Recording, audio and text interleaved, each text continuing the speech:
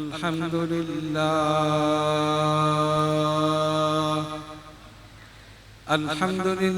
नहमदुहु व नस्तईनुहु व नस्तगफिरुहु व नु'मिनु बिही व नतवक्कलु अलैहि व नऊज़ु बिल्लाहि मिन शुरूरि अनफुसिना व मिन सय्यिआति अअमालिना मन यहदिहिल्लाहु फला मुदिल्ल लहु व मन युद्लिलहु फला हादिय लहु व नशहदु अन ला इलाहा इल्लल्लाहु वहदहु ला शरीक लहु व नशहदु अन्न सय्यिदना व नबियना व शफीअना व शिफाअ सुदूरिना व गौसना व गयासना व मुगीसना व मुईनना व कुतबना व फरीदना व निजामना व सिराजना व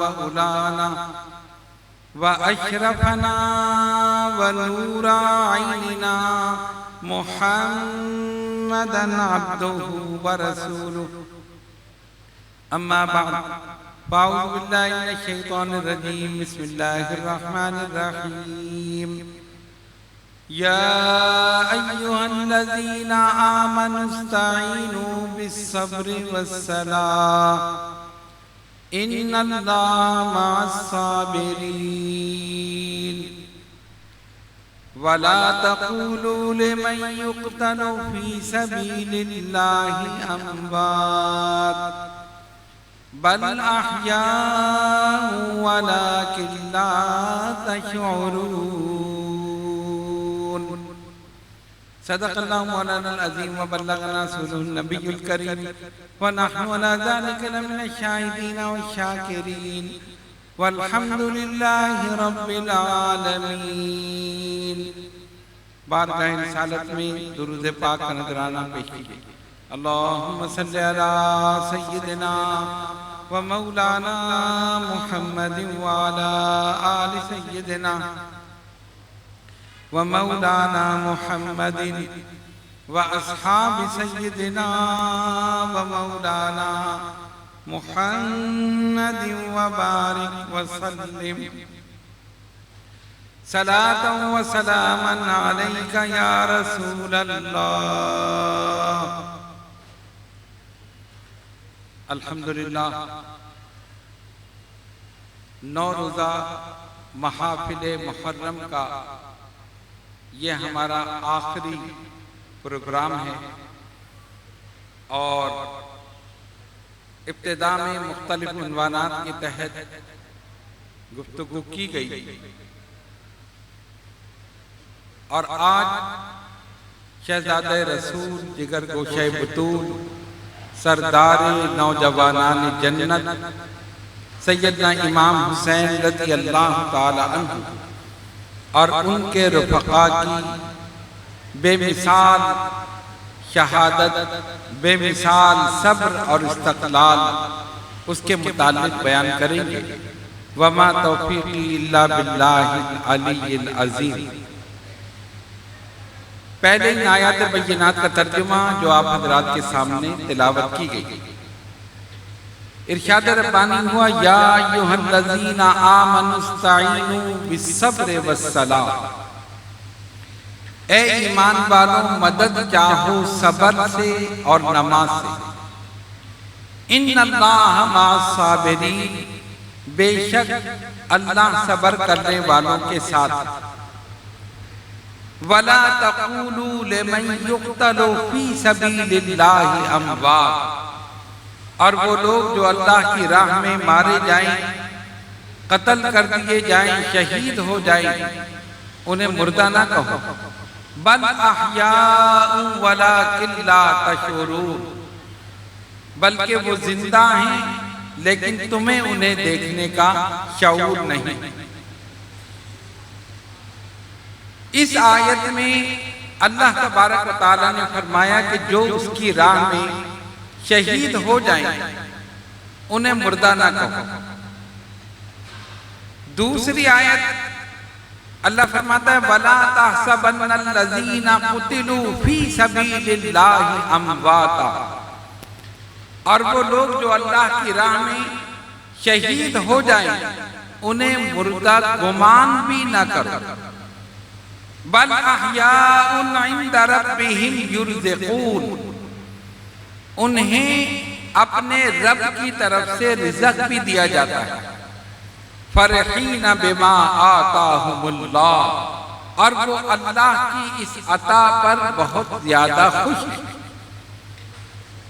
शहीद कौन है? शहीद किसे कहते हैं?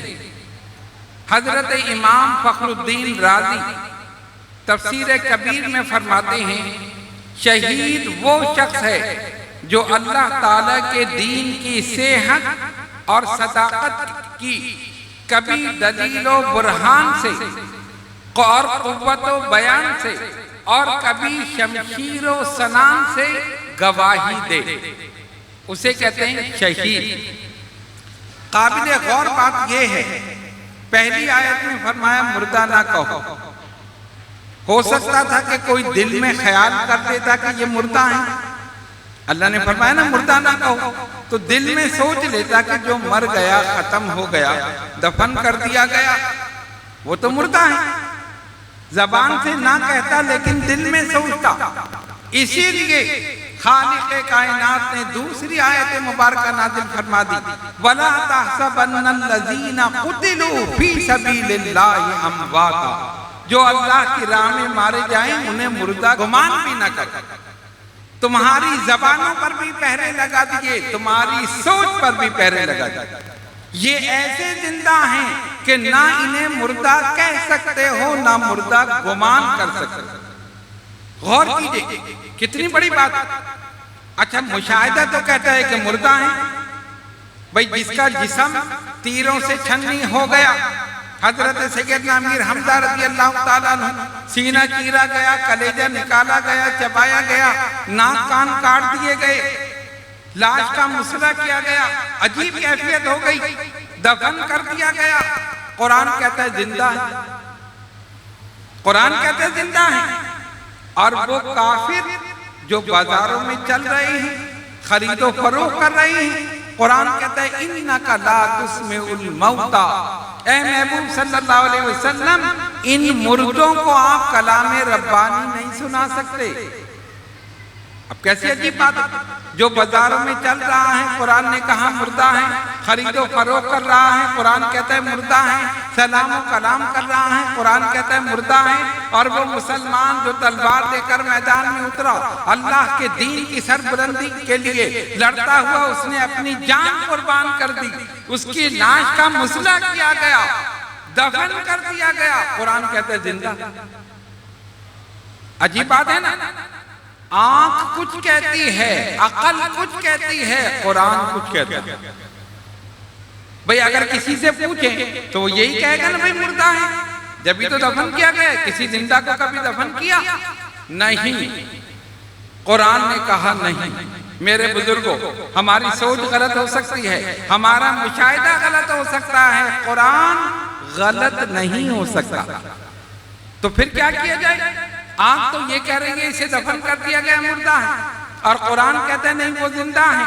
यहीं से पता चला कि जिंदगी मुस्तफा की वफादारी का नाम है, जिंदगी मुस्तफा की वफादारी का नाम है। काफिर चल रहा है, कुरान ने कहा मुर्दा है। मोमिन शहीद हो गया, कुरान ने कहा जिंदा है। यहीं से पता चला कि जिंदगी मेरे रसूल की वफादारी का नाम है। जो रसूल का गद्दार है वो चल रहा है लेकिन मुर्दा है, जो वफादार है जमीन के अंदर चला गया, कुरान कहता है जिंदा।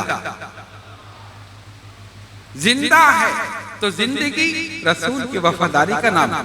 अगर जिंदा रहना चाहते हो तो नबी से वफादारी करो, गद्दारी मत करना, वफादारी करो। देखो जिन्होंने वफादारी की आज तक जिंदा, सिद्दीक, फारूक, उस्मान, अली, अबू बकर, उमर, कितने सहाबा, अहले बैत, सब नबी के वफादार, सब जिंदा। तो शहादत एक ऐसा अजीम मनसब है, मकाम है जो खुश नसीब लोगों को हासिल होता है। इसीलिए शायर ने लिखा, शहादत आखिरी मंजिल है इंसानी सादत की, वो खुश किस्मत है मिल जाए जिन्हें दौलत शहादत की।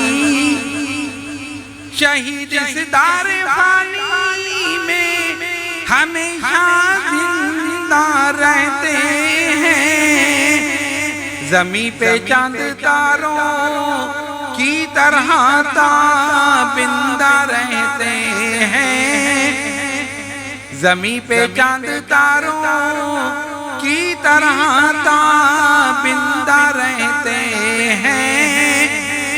तो शहीद कौन है? जिंदा है, अपनी कबूर में जिंदा है। इसलिए कि ये हमने नहीं कहा, अल्लाह तबारक व तआला ने अपने कलाम मुक़द्दस में फरमाया। अब आइए, सैयदना इमाम हसन और इमाम हुसैन रज़ी अल्लाह ताला अन्हुमा, ये दो रसूल के शहजादे, जिनके लिए सरकार ने फरमाया, अल हसन वल हुसैन सैयदा शबाबी अहलिल जन्ना, हसन और हुसैन जन्नती नौजवानों के सरदार हैं, जन्नती नौजवानों के सरदार। हम आपको कल बता चुके हैं कि बड़े शहजादे की हिस्से में शहादत सिर्री का फायदा है, जिसके माना पोशीदा, और छोटे शहजादे के हिस्से में शहादत जहरी का फायदा है, जिसके माना एलानिया। जहर के असर से कोई मर जाए तो शहीद है, लेकिन शहादत सिर्री है। दीवार के नीचे दब के मर जाए, जल कर मर जाए, डूब कर मर जाए, कोई जानवर खा ले, किसी हादसे में शहीद हो जाए, शहीद है, मगर शहादत सिर्री। और तलवार लेकर मैदान कारजार में उतरता है, अल्लाह के दीन की सरबुलंदी के लिए लड़ता हुआ अपनी जान कुर्बान कर देता है, शहीद है, मगर शहादत जहर। तो इमाम हसन रज़ी अल्लाह ताला अन्हु के हिस्से में शहादत सिर्री का फायदा आया, वो आप कल सुन चुके हैं, जहर के असर से उनकी शहादत हुई। अब छोटे शहजादे सैयदना इमाम हुसैन रज़ी अल्लाह ताला अन्हु, उनके हिस्से में शहादत जहरी का फायदा, जिसके माना एलानिया। इसीलिए नबी पाक अलैहिस्सलातु वस्सलाम ने इमाम आली मकाम की शहादत की खबर उस वक्त दे दी थी जब वो बिल्कुल कमसिन थे, दूध पीते बच्चे, क्योंकि उनके हिस्से में शहादत जहरी का फायदा है ना, जिसका माना एलानिया, सरकार ने पहले बता दिया। तो मोतबर रिवायात इस सिलसिले में वारिद हुई हैं, हम चंद एक आपके सामने पेश कर रहे हैं। पहली रिवायत उम्मुल मोमिनीन हजरत आयशा सिद्दीक़ा रज़ियल्लाहु ताला अन्हा फरमाती हैं कि हुजूर अलैहिस्सलातु वस्सलाम ने फरमाया, मुझे जिब्रील ने खबर दी है कि मेरा बेटा हुसैन मेरे बाद इस सरजमीन यानी करबला की तरफ उसमें कत्ल कर दिया जाए, और वहां की मट्टी भी जिब्रील ने लाकर मुझे दी, और उन्होंने मुझे बताया कि यही उनके लेटने की जगह है, यानी मदफन उनका वही है। खसाइस कुबरा में ये रिवायत मौजूद है। दूसरी रिवायत हजरत उम्मुल फजल बिनते अल हारिस रज़ियल्लाहु ताला अन्हा फरमाती कि एक दिन मैं हुजूर अलैहिस्सलातु वस्सलाम की खिदमत में इमाम हुसैन रज़ियल्लाहु ताला अन्हु को लेकर हाजिर हुई। छोटे से दूध पीते बच्चे गोद में लेकर मैं हाजिर हुई। मैंने हुसैन को आपकी गोद में दे दिया। आप सल्लल्लाहु अलैहि वसल्लम अपने शहजादे से मोहब्बत फरमाने लगे, जैसे कि बच्चों को हम गोद में लेते हैं ना, प्यार करते हैं, मोहब्बत करते हैं। फरमाती मैंने देखा अचानक हुजूर अलैहिस्सलातु वस्सलाम की मुबारक आंखों से आंसू जारी हो गए। मैं हैरान हूं कि सरकार ने अभी हुसैन को लिया, मोहब्बत फरमा रहे थे, आंखों से आंसू जारी हो गए। मैंने अर्ज की, या रसूल अल्लाह सल्लल्लाहु अलैहि वसल्लम, रोने की वजह क्या हुई? आका ने फरमाया, मेरे पास अभी अभी जिब्रील आए और उन्होंने मुझे खबर दी है अनकरीब मेरी उम्मत मेरे इस बेटे को कत्ल कर देगी। और उन्होंने मुझे उस जमीन की थोड़ी सी सुर्ख मट्टी भी दी है और कहा ये मट्टी उस दिन खून हो जाएगी जब हुसैन शहीद किए जाएंगे। इस रिवायत को अल मुस्तदरक, मिशकात और दीगर कुतुब में ने बयान किया। तीसरी रिवायत उम्मुल मोमिनीन हजरत उम्मे सलमा रज़ी अल्लाह ताला अन्हा फरमाती कि हसन और हुसैन दोनों मेरे घर में रसूलुल्लाह सल्लल्लाहु अलैहि वसल्लम के सामने खेल रहे। जिब्रील अमीन नाजिल हुए और कहा, है मोहम्मद सल्लल्लाहु अलैहि वसल्लम, बेशक आपकी उम्मत आपके इस बेटे हुसैन को आपके बाद कत्ल कर देगी। और आप सल्लल्लाहु अलैहि वसल्लम को वहां की थोड़ी सी मट्टी वो भी ला कर दी। आप सल्लल्लाहु अलैहि वसल्लम ने इस मट्टी को सूंघा, फरमाया इसमें रंजो बला की बू है। बस आप सल्लल्लाहु अलैहि वसल्लम ने हुसैन को अपने सीने से चिमटा लिया। फिर सरकार रोए और फरमाया, है उम्मे सलमा, जिस दिन ये मट्टी खून हो जाए समझ लेना मेरा ये बेटा हुसैन कत्ल कर दिया गया। उम्मुल मोमिनीन हजरत उम्मे सलमा रज़ी अल्लाह ताला अन्हा ने उस मट्टी को एक बोतल में रख लिया। रोजाना उसे देखती थी और फरमाती थी, जिस दिन ये खून हो जाएगी वो दिन बड़ा अजीम होगा। इस रिवायत को भी बहुत सी कुतुब ने बयान किया। इन तीन रिवायतों से ये साबित हुआ कि हुजूर अलैहिस्सलातु वस्सलाम को इमाम हुसैन रज़ी अल्लाह ताला अन्हु की शहादत का इल्म था। खुद हजरत मौलाए कायनात हजरत अली शेर खुदा रज़ी अल्लाह ताला अन्हु को भी इल्म था कि इमाम हुसैन करबला में शहीद किए जाएंगे। और उसकी दलील ये है कि हजरत याह्या बिन हज़रमी रज़ी अल्लाह ताला अन्हु फरमाते हैं, मैं सफर सिफ़ीन में हजरत अली करमल्लाहु ताला वजहुल करीम के साथ था। जब आप नैनवा के मकाम पर पहुंचे, नैनवा जो है ये करबला का नाम है दूसरा, नैनवा के मकाम पर पहुंचे तो हजरत अली करमल्लाहु ताला वजहुल करीम ने पुकारा, फरमाया, ए अबू अब्दुल्ला, फुरात के किनारे सब्र करना। ए अबू अब्दुल्ला, फुरात के किनारे सब्र करना।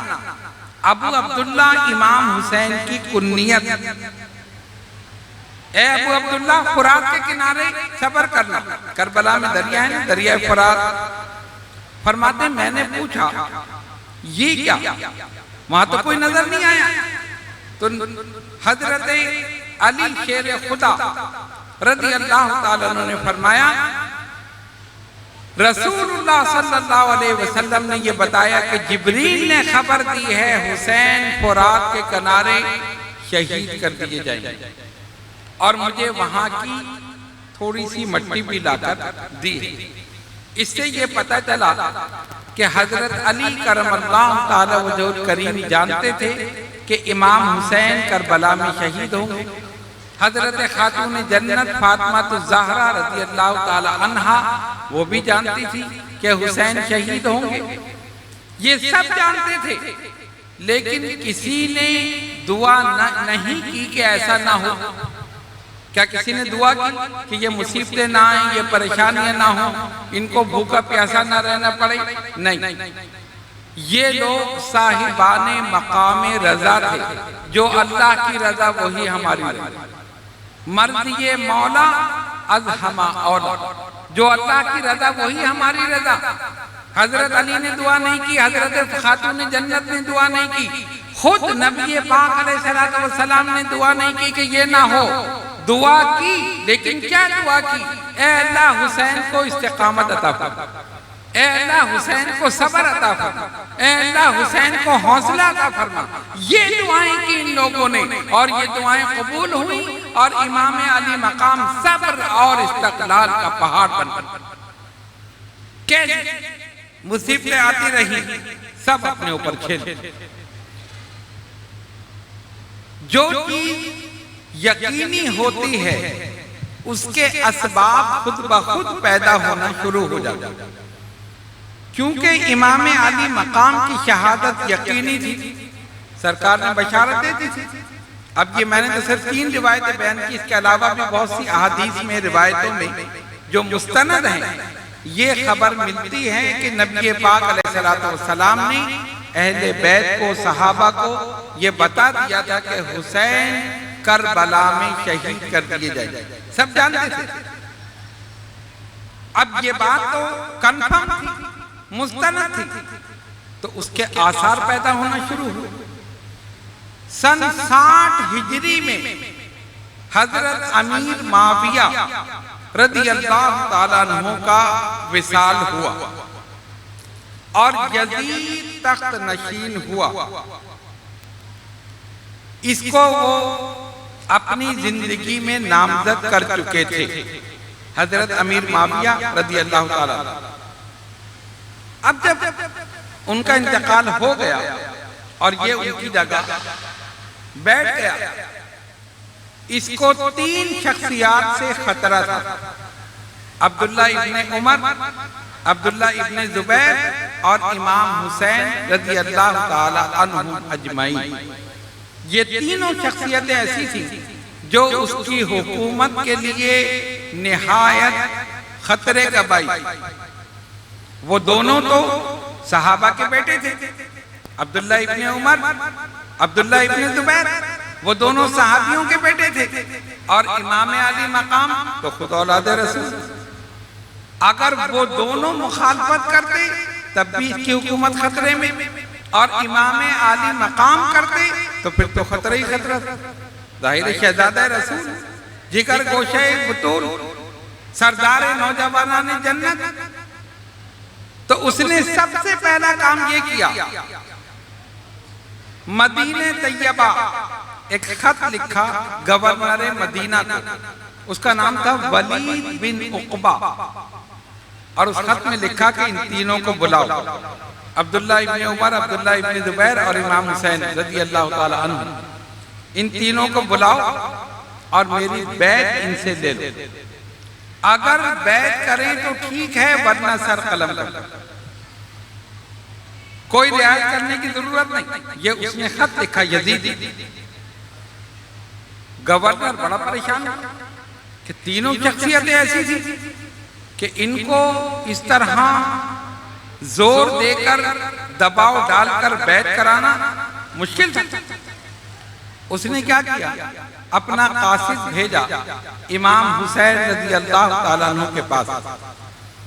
इमाम उस वक्त मस्जिद नबवी में थे और उनके साथ हजरत अब्दुल्ला इब्ने जुबैर रज़ियल्लाहु ताला अन्हु ये भी थे। ये दोनों मस्जिद नबवी में बैठे हुए थे। गवर्नर का कासिद आया वलीद बिन उक़बा, आप दोनों को गवर्नर ने बुलाया है। फरमाया ठीक है, तुम जाओ, हम आते हैं। कासिद चला गया। अब्दुल्ला इब्ने जुबैर ने कहा, इमाम ये वक्त ऐसा है दोपहर का कि गवर्नर किसी से मिलता नहीं, और इसी वक्त हमें बुलाया गया है। क्या मसला है? कोई अहम बात है? इमाम अली मकाम ने फरमाया, मेरा गुमान ये कहता है कि अमीर माविया का इंतकाल हो गया, यजीद तख्त नशीन हो गया है, इसीलिए उसने इसको लिखा होगा और हमें बुलाया गया सिर्फ इसलिए कि हम बैत करें। उन्होंने कहा बिल्कुल मेरा गुमान भी यही है, फिर क्या करें? इमाम अली मकाम ने फरमाया, मैं कुछ नौजवानों को लेकर जाता हूं, अगर मामला बिगड़ेगा तो फिर देख लेंगे। अब्दुल्ला इब्ने जुबैर तो चले गए और इमाम अली मकाम चंद नौजवानों को लेकर गवर्नर के पास पहुंचे। वो नौजवान तलवारें उनके पास थी, आपने उनको बाहर खड़ा किया और खुद अंदर तशरीफ ले गए। फरमाया अगर मेरी आवाज बुलंद हो जाए तो तुम लोग अंदर दाखिल हो जाते, समझ लेना कुछ गड़बड़ है, और अगर ना हो तो जब तक मैं ना हूं तुम यहीं पर ठहरे, जब मैं आ जाऊंगा तो फिर देखा जाएगा। ठीक, अंदर गए। वलीद बिन उक़बा जो गवर्नर मदीना था वो बैठा था, उसके साथ मरवान भी बैठा था जो अहले बैत का दुश्मन। उन्होंने जाते ही हजरत अमीर माविया रज़ी अल्लाह ताला अन्हु के इंतकाल की खबर सुनाई। आपने फरमाया इन्ना लिल्लाहि व इन्ना इलैहि राजिऊन, आपने ताज़ियत की। फौरन गवर्नर ने कहा कि यजीद तख्त नशीन हो चुका है, अमीर माविया ने अपनी जिंदगी में उसे नामजद कर दिया था, तो लिहाजा आप उसकी बैत कर लें। इमाम ने फरमाया पहली चीज तो ये है कि मुझ जैसा आदमी ये छुप कर बैत करे, ये मुनासिब नहीं। आप लोगों में आकर ऐलान करें, अगर सब लोग बैत करेंगे तो देखा जाएगा। और दूसरी बात ये है कि यजीद फासिक और फाजिर है, उसके हाथ पर बैत करना वैसे भी जायज नहीं। और तीसरी बात ये कि उसका तकर्रुर खुलफाए राशिदीन के तकर्रुर के खिलाफ हुआ। आपके नजदीक ये पहली शख्सी हुकूमत थी, इसलिए आप उसको जायज नहीं समझते थे। फरमाया सबके सामने ऐलान करें, जब सारे मुसलमान जमा होंगे फिर देखेंगे। ये कहकर आप वहां से उठ गए। मरवान ने कहा इनको जाने मत देना, अभी इनको पकड़ लो, बैठ ले लो, नहीं लेते सर कलम कर दो। आपने मुड़कर कहा तू मुझे क्या मारेगा, तू मुझे क्या खत्म करेगा, मैं जा रहा हूं, हिम्मत हो तो रोक कर देख ले। वलीद बिन उक़बा खामोश रहा। मरवान ने कहा तुमने बहुत बड़ी गलती की, इन्हें छोड़ दिया। अब तुम उस वक्त तक इन पर काबू नहीं पा सकते जब तक के कसीर तादाद में लोग कत्ल ना हो जाए। उसने कहा अजीब बात है, तुम मुझे मशवरा दे रहे हो कि इनको रोकूं, बैत करें तो ठीक है, वरना कत्ल कर दूं, नवासे रसूल के खून से अपने हाथ में रंगीन करूं, ये मुझसे नहीं हो। इमाम अली मकाम वहां से तशरीफ ले आए। अब अजीब सूरत हाल थी, मदीना तैयबा में रहना बड़ा मुश्किल था। अब्दुल्ला इब्ने जुबैर के पास गवर्नर के कासिद आते रहे, वो उनको टालते रहे, सुबह आऊंगा, फिर कहती शाम को आऊंगा, और उसके बाद वो वहां से रवाना हो गए। इमाम हुसैन रज़ी अल्लाह ताला अन्हु अपने अहले बैत के पास आए, सारी सूरत हाल बताई कि यजीद की तरफ से ये हुक्मनामा आया है कि उसकी बैत की जाए, और हमारे नजदीक वो फासिक और फाजिर है, उसकी हुकूमत पहली शख्सी हुकूमत है, उसका तकर्रुर खुलफाए राशिदीन के तकर्रुर के खिलाफ हुआ, लिहाजा हम बैत नहीं करेंगे। सब ने ये कहा कि ठीक है, फिर आप ऐसा करें कि यहां से हिजरत कर जाए, क्योंकि अगर ऐसा होगा तो वो तो फिर छोड़ेगा नहीं। आपके भाई मोहम्मद बिन हनफिया हजरत अली करमल्लाहु ताला वजहुल करीम की दूसरी अहलिया से जो फर्जंद थे मोहम्मद बिन हनफिया रज़ी अल्लाह ताला, उनसे आपने मशवरा किया। उन्होंने भी ये कहा कि भाई आप यहाँ से हिजरत कर जाएं, किसी महफूज मकाम पर चले जाएं, लेकिन आप एक जगह ना रहें, एक मकाम से दूसरे मकाम पर मुंतकिल होते रहें, और जब हालात साज़गार हो तो आप मदीने वापस आ जाएं। फरमाया मैं तो मक्के जाना चाहता हूँ। उन्होंने कहा ये तो बेहतरीन जगह है, मक्के से बेहतर कोई जगह नहीं, वहां पर अहले बैत के मुहिब हैं, सारे मानने वाले हैं, आप वहां चले जाएं। बिल आखिर हजरत मोहम्मद बिन हनफिया रज़ी अल्लाह ताला अन्हु और दीगर अहले बैत जिनसे इमाम अली मकाम ने मशवरा किया, तो फिर ये तय पाया कि अब मदीने तैयबा से मक्का मुअज़्ज़मा हिजरत कर लेनी चाहिए। आपने अपने अहल वयाल को हुक्म दे दिया कि सब सामान सफर बांध लो और तैयारी कर लो। सबसे आखिर में अपने नाना जनाब मोहम्मद रसूलुल्लाह सल्लल्लाहु अलैहि वसल्लम के रोज़े अनवर पर हाजिर हुए, आखिरी सलाम करने के लिए अलविदा कहने के लिए और इजाजत हासिल करने के लिए कि मैं अब मदीना छोड़कर जा रहा हूँ। जरा सा गौर करें कि इमाम के दिल की क्या कैफियत होगी। वो मदीना जहाँ वो उनकी विलादत हुई, जहाँ उनका बचपन गुजरा, जहाँ उनकी जवानी गुजरी, जहाँ उनके वालिद, उनके वालिदा, उनके नाना सब वहीं, सारे रिश्तेदार वहीं थे। उस शहर को छोड़ना इमाम आली मकाम के लिए कितना मुश्किल था, लेकिन हालात ऐसे पैदा हो गए थे कि जाना नागुज़ीर था। बिलाकर आपने फैसला कर लिया और सरकार दो आलम अलैहिस्सलातु वस्सलाम के रोज़े अनवर पे हाजिर हुए। जो कुछ उन्होंने कहा शायद ने उसे अपने अंदाज में बयान किया। वो तो हम बयान नहीं कर सकते कि जो कुछ उन्होंने सरकार की बारगाह में अर्ज किया हो। शायद लिखता है, मज़ारे मुस्तफा पर शाम होते ही इमाम आए, इजाजत की गरज से आखिरी करने सलाम आए। कहाँ रोकर सलामे ताजदारे आलम इमकान, सलाम सैयदे आलम, सलाम सरवरे ज़ीशान। जरा देखो तो चेहरे को उठाकर गोशाए दामा, हुसैन इब्ने अली पर तंग है तैबा की अब गलियां। जरा हुजरे से निकलो ऐ मकीने गुंबद खजरा, जरा देखो तो अहले बैत पर हैं सख्तियां क्या क्या। यजीदी दौर है, इस्लाम है सरकार खतरे में, नवासा आपका इस वक्त है दुश्मन के नरगे में। हमारी बेकसी और बेबसी की लाज रख लेना, हमें नजरों में अपनी साहिबे में राज रख लेना, हमें नजरों में अपनी साहिबे में राज रख लेना।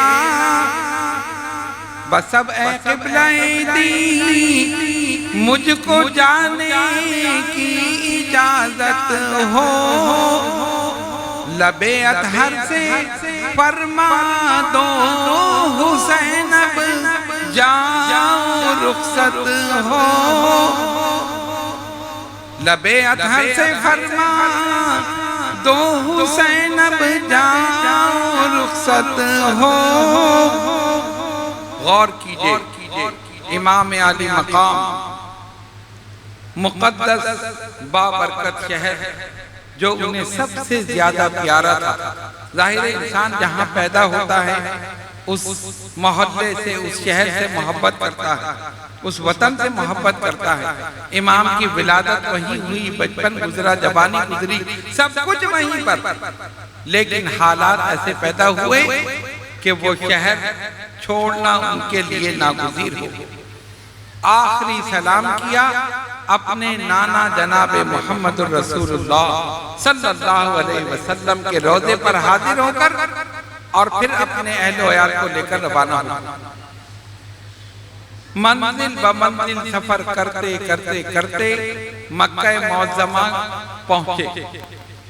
इधर आपके पहुंचने से पहले अहले मक्का को इत्तला हो गई कि इमाम हुसैन आ रहे हैं। वो खुशी से झूमने लगे। वो तो सारे मोहब्बत करने वाले थे, अहले बैत के आशिक थे, हुजूर अलैहिस्सलातु वस्सलाम से सच्ची मोहब्बत करते थे। सब के सब रोजाना रास्ते में खड़े होकर इंतजार कर रहे हैं, हुसैन आ रहे हैं, रसूलुल्लाह के नवासे आ रहे हैं। फातिमा तो ज़हरा के लख्ते जिगर आ रहे हैं, अली मुर्तज़ा के नूरे नजर आ रहे हैं, सब इंतजार कर रहे हैं। इमाम अपने अहल वयाल के साथ मंजिल ब मंजिल सफर करते करते कई दिनों में मक्का मुअज़्ज़मा पहुंच गए। अहले मक्का ने आपका इस्तकबाल किया और उनकी क्या कैफियत थी? अहले मक्का ने कहा, मरहबा सैयदे आलम के पिसर आए हैं, सैयदा फातिमा के लख्ते जिगर आए हैं, नखले बुस्ताने नबूवत के समर आए हैं, जिनसे रोशन है जहां वो कमर आए हैं, वाह किस्मत के चरागे हरम आए हैं, ए मुसलमानों मुबारक के हुसैन आए हैं, ए मुसलमानों मुबारक के हुसैन आए हैं। सब खुश हो गए। इमाम अली मकाम आ गए।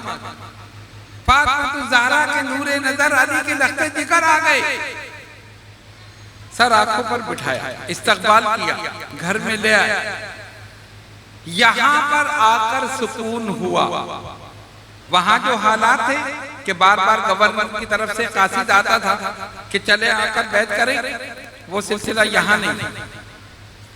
अहले बैत ने भी ये कहा था कि भाई मक्के चले जाएं, और अल्लाह फरमाता है वमन दखलहु कान आमिना, जो हरम में आ गया वो अमन में आ गया। मक्का अमन की जगह है, हरम अमन की जगह है। इमाम अली मकाम पहुंच गए। अब यहाँ पर इत्मीनान और सुकून के साथ रहने लगे। यहाँ कोई मसला नहीं था। उधर अहले कूफा को ये इत्तला मिल गई कि इमाम अली मकाम मदीने तैयबा से मक्का मुअज़्ज़मा पहुंच गए। इन्होंने फौरन खुतूत भेजना शुरू कर दिया। एक खत आया, इमाम आप कूफे तशरीफ ले आए, हम आप पर कुर्बान हैं, निसार हैं, हमारी जान कुर्बान है, हम सब बैत करने के लिए तैयार हैं, हम यजीद की बैत नहीं करेंगे, आप तशरीफ लाइए, आपकी बैत करेंगे।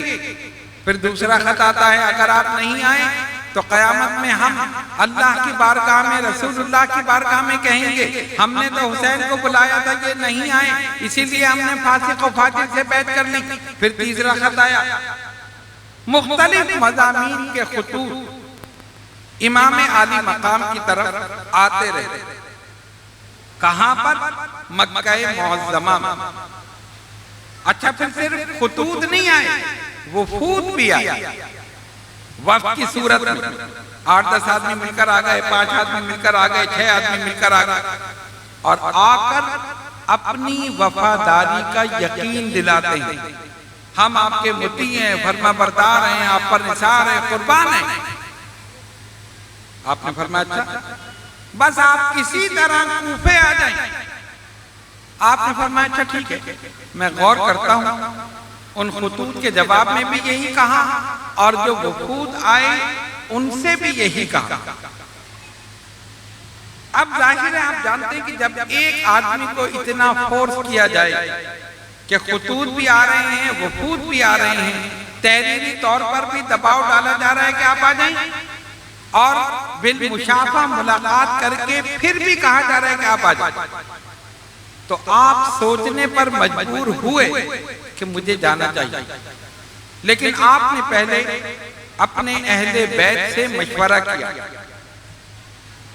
उन्होंने कहा जाना मुनासिब नहीं। फिर आपने सहाबा को बुलाया। हुजूर अलैहिस्सलातु वस्सलाम के अकाबिर सहाबा उस वक्त मौजूद थे, जिनमें हजरत जाबिर, हजरत इब्ने अब्बास, हजरत इब्ने उमर, हजरत अबू सईद, हजरत अबू वाक़िद लैसी रज़ियल्लाहु ताला अन्हु, ये सारे सहाबा वहां मौजूद थे। इमाम अली मकाम ने उनको बुलाया, वो खुतूत उनको दिखाए, कहा अहले कूफा मुझे बुला रहा। किस लिए? बैत के लिए। वो कहते हैं आप यहाँ पर आ जाएं, हम आपके हाथ पे बैत कर देंगे, हम यजीद की बैत नहीं करेंगे। अब आप मशवरा दे के मैं क्या करूं? गौर कीजिए, जितने सहाबा थे अकाबिर जिनका मैंने नाम लिया और इसके अलावा भी थे, सबने यही कहा कि इमाम आप वहां पर न जाए। ये सब इनके दावे जो है ना, ये ज़बानी कलाम, ये झूठे हैं। ये कूफा तो एक मनूर शहर है, वहीं आपके वालिद की शहादत हुई, वहीं आपके भाई इमाम हसन पर हमला किया गया, बर्छी का वार किया गया, उनके खेमे को लूटा गया, खेमे को जलाया गया, दीगर चीजें की। ये सब इन्होंने ही तो की थी जो कूफे वाले थे। अब ये आकर अपनी वफादारी का यकीन दिला रहे, अब ये आपको बैत के लिए कह रहे हैं। अगर हमसे आप मशवरा लेते हैं, हम हरगिज़ मशवरा नहीं देंगे कि आप वहां पर जाएं। फरमाया फिर मैं क्या करूं? 12 अहले बैत से मशवरा हुआ, सहाबा से हुआ, आखिर में ये तय पाया कि आप न जाएं, पहले किसी को भेजें अपना सफीर बनाकर कि भाई ये आदमी आ रहा है, ये मेरा सफीर है, मेरी बैत इसके हाथ पे करो। और उस सिलसिले में हजरत मुस्लिम बिन अकील रज़ी अल्लाह ताला अन्हु को मुंतखब किया गया। सबने कहा ठीक है, मुस्लिम बिन अकील रज़ी अल्लाह ताला अन्हु को आप भेजिए, ये कूफा पहुंच जाएं, खुद अपनी आंखों से हालात का जायजा लें, आपकी बैत लोगों से लें, हालात साजगार हों, फिर आप तशरीफ ले जाएं। लेकिन हमें अहले कूफा से वफा की उम्मीद नहीं। इमाम ने फरमाया ठीक है। हजरत मुस्लिम बिन अकील रज़ी अल्लाह ताला अन्हु अपने 2 कमसिन बच्चों मोहम्मद और इब्राहिम, ये उनके नाम थे, इन दोनों को लेकर वो रवाना हुए और कूफा पहुंच गए। जब कूफा पहुंचे, फरमाया कि मैं इमाम हुसैन का सफीर हूँ, मैं उनका इल्ची हूँ, मेरे हाथ पर बैत करो इमाम। सब आ गए, सबने बैत करना शुरू कर दी। एक ने बैत की, दूसरे ने की, 10 ने, 20 ने, 30 ने, 40 ने, 1000 ने, यहां तक के 18,000 आदमियों ने बैत कर दी। गौर करें, 18,000 कूफियों ने। और हर घर में उनकी दावत हो रही है, उनकी इज्जत, अदब, एहतराम सब कुछ हो रहा है। इमाम हुसैन के सफीर आए हैं, अहले बैत के खानदान के फर्द आए हैं, रसूलुल्लाह के अहले बैत में से हैं मुस्लिम बिन अकील, वो आए हैं। जगह जगह बड़ी दावतें और बड़ी महफिलें हो रही हैं, बैत हो रही है। शायद कहता है जब मुस्लिम बिन अकील वहां पहुंचे तो क्या हुआ? किया इजहार अरबाबे अकीदत ने मुसर्रत का, हुआ सामान घर घर खैर से मुस्लिम की दावत का। बकसरत नज़्द मुस्लिम लोग आए शादमा होकर, इमाम पाक का ये खत सुनाते तर्जुमा होकर। तरक्की रात दिन होने लगी अहले अकीदत की, हजारों कूफियों ने हजरत मुस्लिम से बैत की। मवाफिक जब भी जाए कूफा मुस्लिम को नजर आई, जमात लड़ने मरने के लिए भी मुस्तैद पाई। लिखे हालात सब मुस्लिम ने फर्जंदे पैगंबर को, बुलाया जानिबे कूफा हुसैनो आले हैदर को, बुलाया जानिबे कूफा हुसैनो आले हैदर को। जाहिर है जब 18,000 ने बैत कर ली तो फिर तो जाहिर है हालात बेहतर है। इमाम मुस्लिम ने खत लिख दिया, इमाम हुसैन रज़ी अल्लाह ताला अन्हु, मैं यहाँ पर आया हूँ 18,000 ने बैत कर ली है। लोग बड़े मोहब्बत करने वाले हैं, घर घर दावत हो रही है, बैत हो रही है, जहां मैं जाता हूं लोग बैत करते हैं और अब तक 18,000 बैत कर चुके और अभी सिलसिला जारी है। तो इमाम आप तशरीफ ले आए, ये खत चला गया, इधर खत गया और उधर हालात बदल गए। यजीद को ये खबर पहुंची कि हजरत मुस्लिम बिन अकील रज़ी अल्लाह ताला इमाम अली मकाम के सफीर बनकर कूफा पहुंच गए। 18,000 ने बैत कर दी, मजीद बैत का सिलसिला जारी है। अगर तुम्हें हुकूमत बचानी है तो अभी कोई न कोई इक़दाम करो। उसने कहा वाकई ये मामला तो खराब है। और बताने वाले ने कहा कि हुसैन भी आने वाले हैं रज़ी अल्लाह ताला।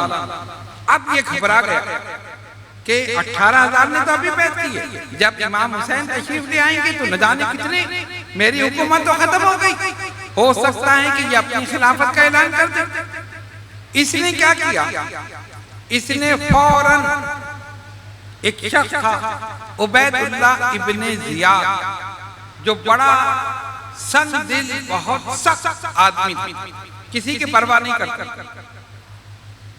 उसको इसने बुलाया और उससे कहा कि देख तुझे एक काम करना, कूफे में मुस्लिम बिन अकील हैं जो इमाम हुसैन के सफीर हैं, 18,000 ने उनके हाथ पे बैत कर ली है, ये हुकूमत के वक्त के खिलाफ बगावत हो रही है, तुम जाओ उन लोगों को डराओ धमकाओ और इनसे रोको। उसने कहा ठीक है, ये तो कोई मसला नहीं। उसने क्या किया, हिजाजी लिबास पहना, यानी जो मदीने तैयबा के लोग मक्के मुअज़्ज़मा की जो पहनते थे, काला अमामा सर पे बांधा। इमाम हुसैन रज़ी अल्लाह ताला अन्हु सिया रंग का अमामा अक्सर पहनते थे और उसके बाद अपने अहलो अयाल के साथ कूफे रवाना।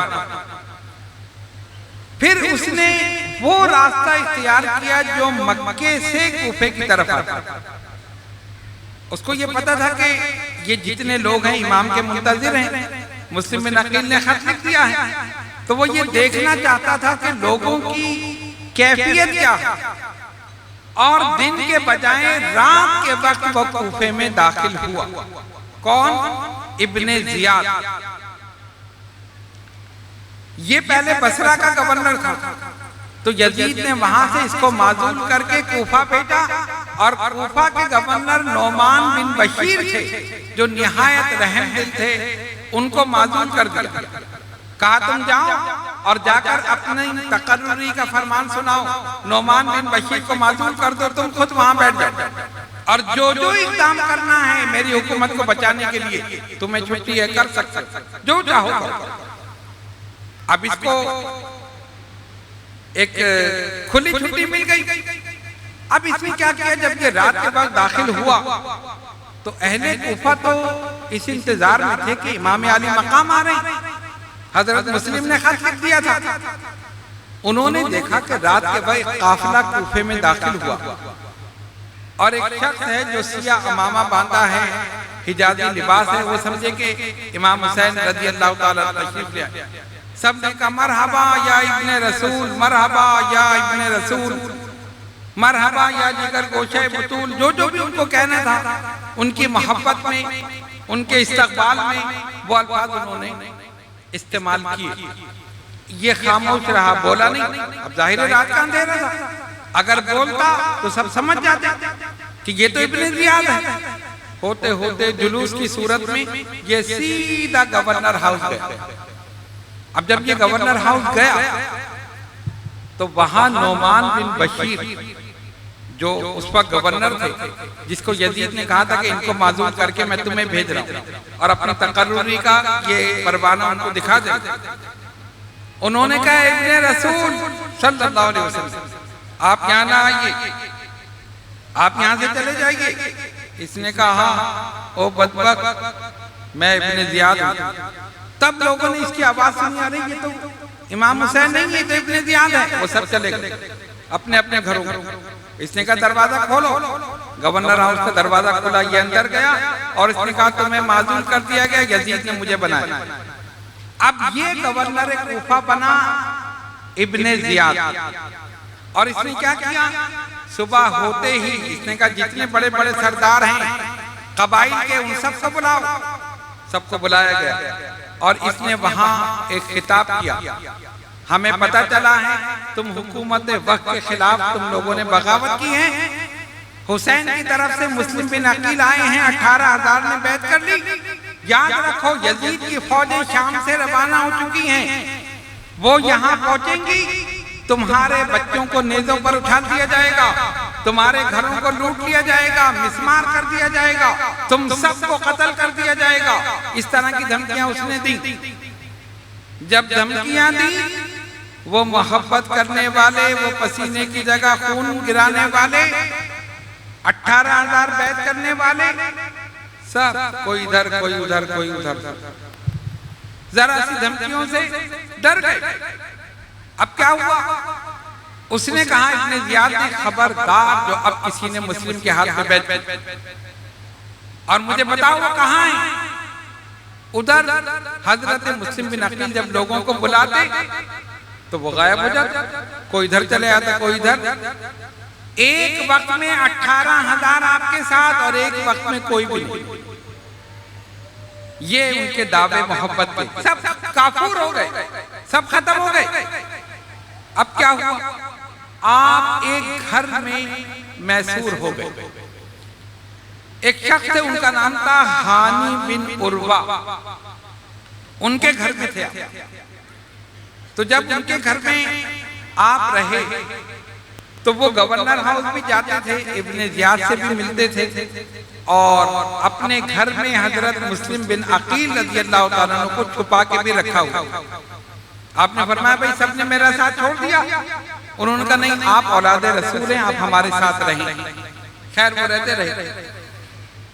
अब इब्ने जियाद ने कहा जो मुस्लिम को तलाश करके लाएगा उसे एक घोड़ा एक जोड़ा दिया जाएगा, इतना इनाम दिया जाएगा, किसी तरह पता चले कि मुस्लिम बिन अकील कहाँ है। सब दौड़ पड़े। अच्छा, अब हानी बिन उर्वा ने आपको बिल्कुल खामोशी के साथ अपने घर में रखा हुआ। इब्ने जियाद बड़ा चालाक था, उसने क्या किया, उसने एक गुलाम को बुलाया जिसका नाम था माकल। उससे कहा कि इतने 1000 दिरहम मैं तुझे दे रहा हूं, तुम ऐसा करो कि मस्जिद में जाकर बैठ जाओ, मस्जिद से तुम्हें पता चल जाएगा मुस्लिम बिन अकील कहाँ है।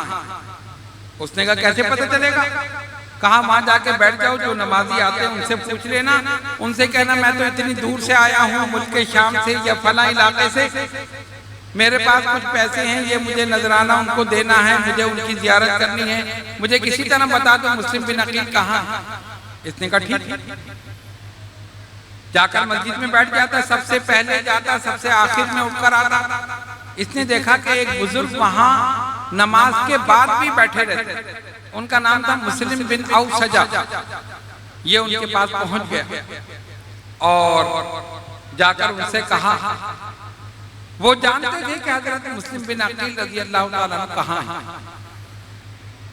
उन्होंने कहा कहाँ से आया, कि मैं मुल्क शाम से आया, मुझे पता चला है कि हुजूर अलैहिस्सलातु वस्सलाम की औलाद में खानदान नबुव्वत के चश्मे चिराग यहाँ पर आए और मैं उनसे मिलना चाहता हूँ, मुझे उनका कोई पता नहीं मिल रहा, वो कहाँ है। मेरे पास ये दिरहम है, ये मुझे उनको देने हैं। वो बेचारे सीधे साधे आदमी थे, उन्होंने कहा मेरे साथ आओ खामोशी से। वो लेकर हानी बिन उर्वा के घर चले गए। इसने जाकर बैत कर ली और वो जो भी दिरहम थे जितने आजाद हजरत मुस्लिम को पेश कर दिए। हजरत मुस्लिम बिन अकील ने वो दिरहम एक और शख्स को दिए, कहा इससे हथियार खरीद लो, कभी मौका पड़ेगा लड़ाई का। ये सारी बातें हो गई। अब इसकी चालाकी ये थी कि सारा दिन हजरत मुस्लिम बिन अकील रज़ी अल्लाह तआला अन्हु की महफिल में रहता था, सारी बातें सुनता था, और जब रात होती थी तो इब्ने जियाद को जाकर सारी जासूसी बता दिया गया। आज ये हुआ, ये मिलने के लिए आया, इसने छुप कर बैत की, इतने 1000 दिरहम के हथियार खरीदे गए। इब्ने जियाद ने बुलाया हानी को और आकर कहा, बुलाकर तुम हमारे साथ बगावत कर रहे हो? उन्होंने कहा नहीं, बगावत किस बात, तुमने हमारे दुश्मन को अपने घर में बिठाया है। कौन? कहा मुस्लिम बिन अकील, हमें पता चला है। वो खामोश हुए। अभी वो कुछ कहने ही वाले थे कि उसने गुलाम को इशारा किया, वो सामने आकर खड़ा हुआ। अब जो हानी बिन उर्वा ने देखा वो तो हैरान रह गए कि ये बदबख्त, इसने तो आकर मुस्लिम के हाथ में बैत की है, हजारों दिरहम दिए हैं, ये जासूस निकला। अब इनकार की गुंजाइश नहीं थी। इब्ने जियाद के हाथ में एक डंडा था, उसने उनकी नाक पे मारा, नाक की हड्डी टूट गई, खून बहने लगा। और उसके बाद उनको गुस्सा आया, उन्होंने बराबर खड़े हुए एक सिपाही की तलवार छीनना चाहिए कि मैं छीन कर इब्ने जियाद को मारूं। उस सिपाही ने अपना हाथ झटक दिया। इब्ने जियाद ने कहा कि हमें कत्ल करना चाहता था, अब इसका खून हम पे मुबा हो चुका है, ले जाओ इसको कत्ल कर दो। और हानी बिन उर्वा को उसी जख्मी हालत में, नाक की हड्डी टूटी हुई और उनके कपड़े खून से रंगीन थे, उनको शहीद कर दिया। उसके बाद उसको पता चल गया कि हजरत मुस्लिम बिन अकील कहाँ हैं। आप जिस घर में थे इत्तला पहुंच गई और वहां पर इब्ने जियाद ने अपने सिपाहियों को भेज दिया। जब आप बाहर निकले तलवार लेकर, सिपाहियों ने मुकाबला किया, अली के शेर ने उनको जख्मी करके भगा दिया। मुकाबला नहीं कर सकते। फिर जो आगे बढ़ा फिर उसको जख्मी कर दिया, भाग गए। बड़े हैरान हुए, ये अकेला आदमी और इतनी बहादुरी से ये कैसे लड़ रहा है। कहा तुम्हें पता नहीं है, ये अली की नस्ल है, ये अली का फर्जंद है, ये अली का शेर है, ऐसे नहीं होगा। एक बहुत चालाक आदमी था, उसने कहा तुम लोग ठहरो मैं जाता। उसने जाकर कहा कि देखिए आप हजरत अली करमल्लाहु ताला वजहुल करीम के लख्ते जिगर हैं, उनकी औलाद में से हैं, नवासे रसूल हैं, आप नवासे रसूल हैं, आप रसूलुल्लाह सल्लल्लाहु अलैहि वसल्लम की औलाद में से हैं, तो आप क्यों लड़ रहे हैं, क्यों आप थक रहे? ऐसा करें ना कि आप हमारे साथ चलें, बैठकर बात कर लेते। इब्ने जियाद के सामने आपको बिठा देते, आपस में जो बातचीत होगी, जो तय होगा वो हो जाएगा। तलवारें क्यों निकल आई? आप समझ तो गए कि इसकी चाल है। उसने कहा नहीं, मैं जिम्मेदारी दे रहा हूं, आपको कुछ नहीं कहा जाएगा, मेरा जिम्मा है, तलवार रख दे। आपने तलवार रख दी, उसने फौरन तलवार आपसे ले ली। फरमाया ये पहला धोखा है जो हमारे साथ हुआ। और हकीकत यही थी कि जब तलवार छिन गई तो अब आप बेबस हो गए। उसके बाद वो आपको लेकर सीधा इब्ने जियाद के पास चला गया। इब्ने जियाद ने, बदबख्त ने, आपकी शान में गुस्ताखियां की और कहा कि तुमने अमीरुल मोमिनीन यजीद के खिलाफ बगावत की है, तुमने हुसैन की बैत लोगों से ली है, 18,000 आदमियों को तुमने बगावत पर उकसाया है। और इस किस्म की बातें इब्ने जियाद ने की और कहा कि ले जाओ इसको दारुल इमारत की छत पर और जाकर इसको कत्ल कर दो और इसकी लाश को इतनी जोर से नीचे फेंको कि इसकी हड्डियां चूर चूर हो जाए। फरमाया सुनो, मेरी 3 वसीयतें हैं। एक तो ये है कि मुझ पर कर्ज है, मेरी तलवार बेचकर वो कर्ज उतार देना। दूसरा ये है कि मेरी लाश को किसी मुनासिब जगह दफन कर देना। और तीसरी बात ये है, अगर हो सके तो इमाम हुसैन को लिख देना कि कूफे ना आए। हालात बदल गए, यहाँ पर ना आए, ये लोग बेवफा हो चुके हैं। उसने जब ये सुना उसने कहा खबरदार, इसकी किसी शर्त को, किसी बात को नहीं माना जाएगा। इसकी लाश को तो हम कूफे की गलियों में घसीटेंगे, इसकी तलवार तो हम कब्जे में लेंगे, हम कौन है इसका कर्ज उतारने वाले। और हुसैन को हम इत्तला दे के ना आए, हम तो उनको बुलाना चाहते हैं और बगावत का मजा चखाना चाहते हैं। इसकी किसी बात पे अमल नहीं किया जाएगा, ले जाओ इसको दारुल इमारत की छत पर और वहां जाकर इसका सर कलम करो और इसका जिस्म जोर से जमीन पर फेंक दो, इसकी हड्डियां चूर चूर हो जाएं और इसकी लाश को पैरों से रस्सी बांधकर कूफे की गलियों में घसीट, ताकि अहले कूफा देख लें कि जो खलीफा वक्त के साथ बगावत करता है उसका ये हशर हो। हजरत इमाम मुस्लिम बिन अकील रज़ियल्लाहु ताला अन्हु, कहा तो एक बार 18,000 आपके जानिसार थे और कहा एक भी नहीं, सब साथ छोड़ गए। आपको दारुल इमारत की छत पर ले जाया गया, फरमाया मुझे 2 रकात नफिल अदा करना। उन्होंने कहा ठीक है। जल्लाद खड़ा हो गया, 2 रकात नफिल अदा किए, दुआ की, आपकी आंखों से आंसू जारी हुए। तो जल्लाद ने कहा तुम बगावत करते हो और अब रोते हो, बागियों की यही सजा है, अब तुम मौत से डर रहे हो। फरमाया नहीं, मौत से नहीं डर रहा, मुझे तो शहादत मिल रही, मौत से नहीं डर रहा। मैं सिर्फ इसलिए रो रहा हूँ कि हुसैन को मैंने लिख दिया है, हालात सही हैं, कूफे आ जाएं, मेरे साथ ये हो रहा है तो उनके साथ क्या हो। जो कुछ इमाम मुस्लिम ने कहा, शायद ने अपने अंदाज में बयान किया। उन्होंने कहा मुस्लिम ने मैं रोता नहीं, रोना तो इसका है, हुसैन इब्ने अली को मैंने खत लिख कर बुलाया है। चला दुनिया से मैं काबे से वो अब चलने वाले हैं,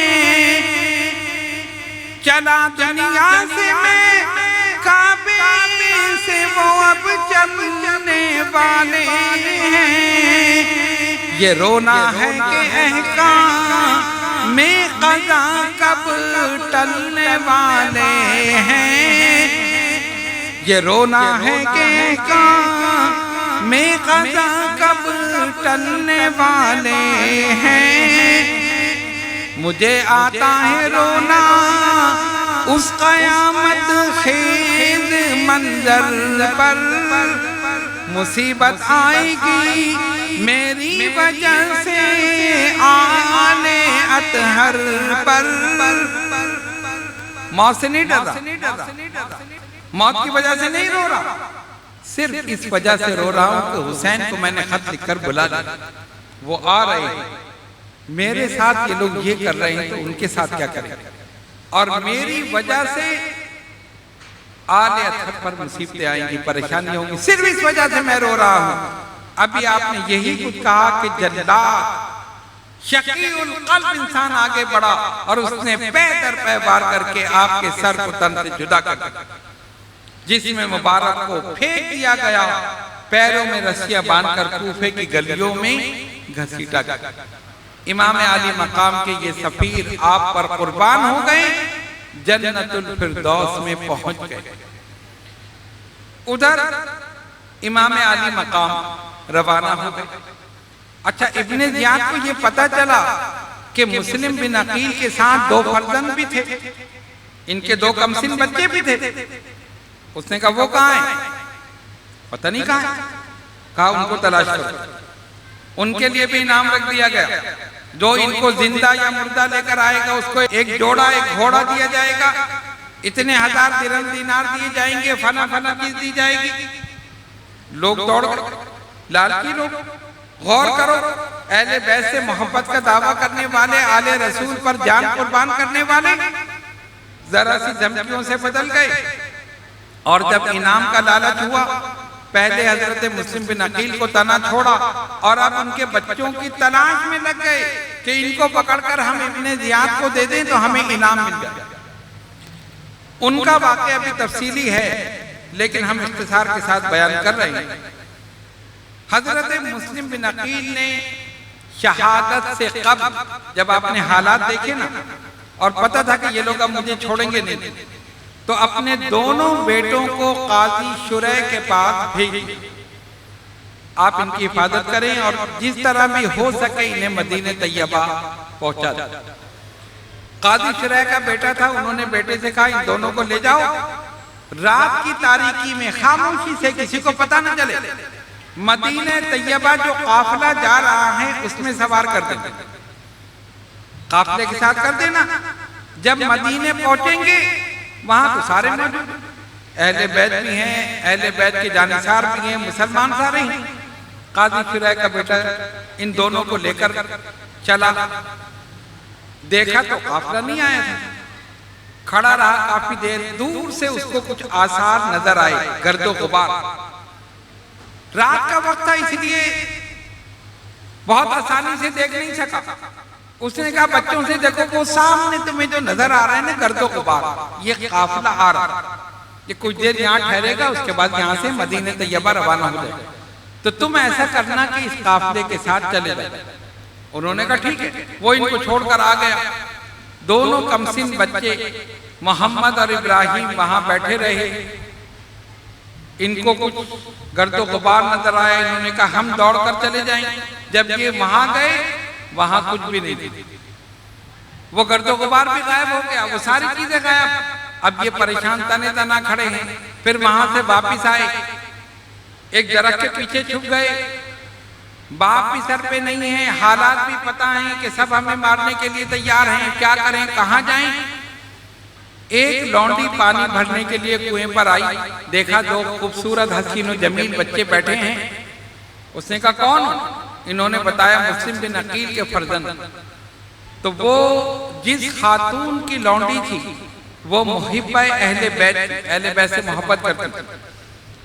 वो इन दोनों को लेकर वहां चली गई। उन्होंने इनको नहलाया, खाना खिलाया और कहा बच्चों डरो नहीं, ये तुम्हारे मोहिब्बों का घर है, तुमसे मोहब्बत करने वाला, हम अहले बैत से मोहब्बत करते हैं। अच्छा, बच्चे खुश हो गए, एक कमरा दे दिया, बच्चे कमरे में चले गए। उसका शौहर बदबख्त सारा दिन घूमता रहा, किस लिए? बच्चों को ढूंढने के लिए कि मुझे कहीं मिले तो मैं पकड़ के अपने जियाद को दे दूं, इनाम मुझे मिल जाए। थका हारा आया रात को। औरत ने सोचा कि ये बता देगा, उसको कुछ नहीं बताया, इसको खाना दिया, वो सो गया। रात को एक बच्चे ने ख्वाब देखा कि नबी पाक अलैहिस्सलातु वस्सलाम खड़े हैं, हजरत मुस्लिम बिन अकील खड़े हैं। सरकार पूछ रहे मुस्लिम तुम आ गए, बच्चे क्यों नहीं आए? कहा हुजूर वो भी आने वाले। जैसे ही ये ख्वाब देखा बड़े भाई की आंख खुली, उसने चीख मारी, छोटे भाई को ख्वाब सुनाया, कहा तैयार हो जाओ, हमारी भी शहादत का वक्त करीब, बाबा जान हमें बुला रहे हैं। बच्चों के रोने की आवाज से उसकी आंख खुल गई। उसने बीवी से पूछा कौन है इधर? उसने नहीं बताया। वो चिराग लेकर वहां गया, देखा कि दो बच्चे हैं। तुम कौन हो? बच्चे तो समझ रहे थे हम अहले बैत से मोहब्बत करने वालों के घर में। उन्होंने कहा मुस्लिम बिन अकील के फर्जंद है। उसने कहा वाह, तुम्हारी तलाश में तो मैं सारा दिन घूमता रहा, दौलत मेरे घर में मौजूद है। वाह वाह, ये तो बड़ी अच्छी बात है, मुझे इनाम मिलेगा, घोड़ा जोड़ा और इतने 1000 दिरहम। सुबह होने का इंतजार किया और तलवार ली और उनको लेकर चला। जब सुबह हुई तो क्या हुआ? जिस वक्त नमूदार हुए सुबह के आसार, फिर लेके चला है यतीमों को जफाकार। चिल्लाती चली पीछे ज़ईफ़ा जिगर अफ़गार, बिन बाप के बच्चे हैं ना ज़ालिम तिन्हें मार। क्यों फातिमा ज़हरा को रुलाता है कफन में, दो फूल तो रहने दे मोहम्मद के चमन में। अरे ये हुजूर अलैहिस्सलातु वस्सलाम के चमन के दो फूल हैं, बदबख्त इन्हें छोड़ दे। कहा नहीं, मुझे तो जोड़ा चाहिए, मुझे इनाम चाहिए। मैं तो सारा दिन मारा मारा फिरता रहा, मुझे क्या पता कि दौलत मेरे घर में। नहीं नहीं, मैंने नहीं छोड़ूंगा। अपनी बीवी को धक्का दिया, दोनों को लिया और नहर के किनारे चला गया। कहा अब मैं इनके सर काटूंगा, इनके तन पानी में फेंकूंगा और सर लेकर मैं इब्न जियाद के पास जाऊंगा। फिर वो खुश होगा, मुझे इनाम देगा, इतने 1000 मिलेंगे, इतनी दौलत मुझे मिलेगी। तलवार उसने ली और बच्चों के सामने आग। जरा सा गौर करो, मासूम बच्चे हैं, बाप का साया सर से उड़ चुका है, बेयारो मददगार है, ना अपना घर है ना अपना वतन है, कोई नहीं है, और सामने एक जल्लाद खड़ा है तलवार। बच्चों की क्या कैफियत होगी? शायर ने लिखा, जब सामने बच्चों के आया वो सितमगार, और देखी यतीमों ने चमकती हुई तलवार, दिल हिल गए हट हट के ये की दोनों ने गुफ्तार।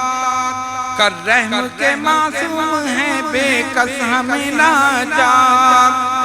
मज़लूम है हामी कोई मुश्किल में नहीं है, जालिम ने कहा रहम मेरे दिल में नहीं है।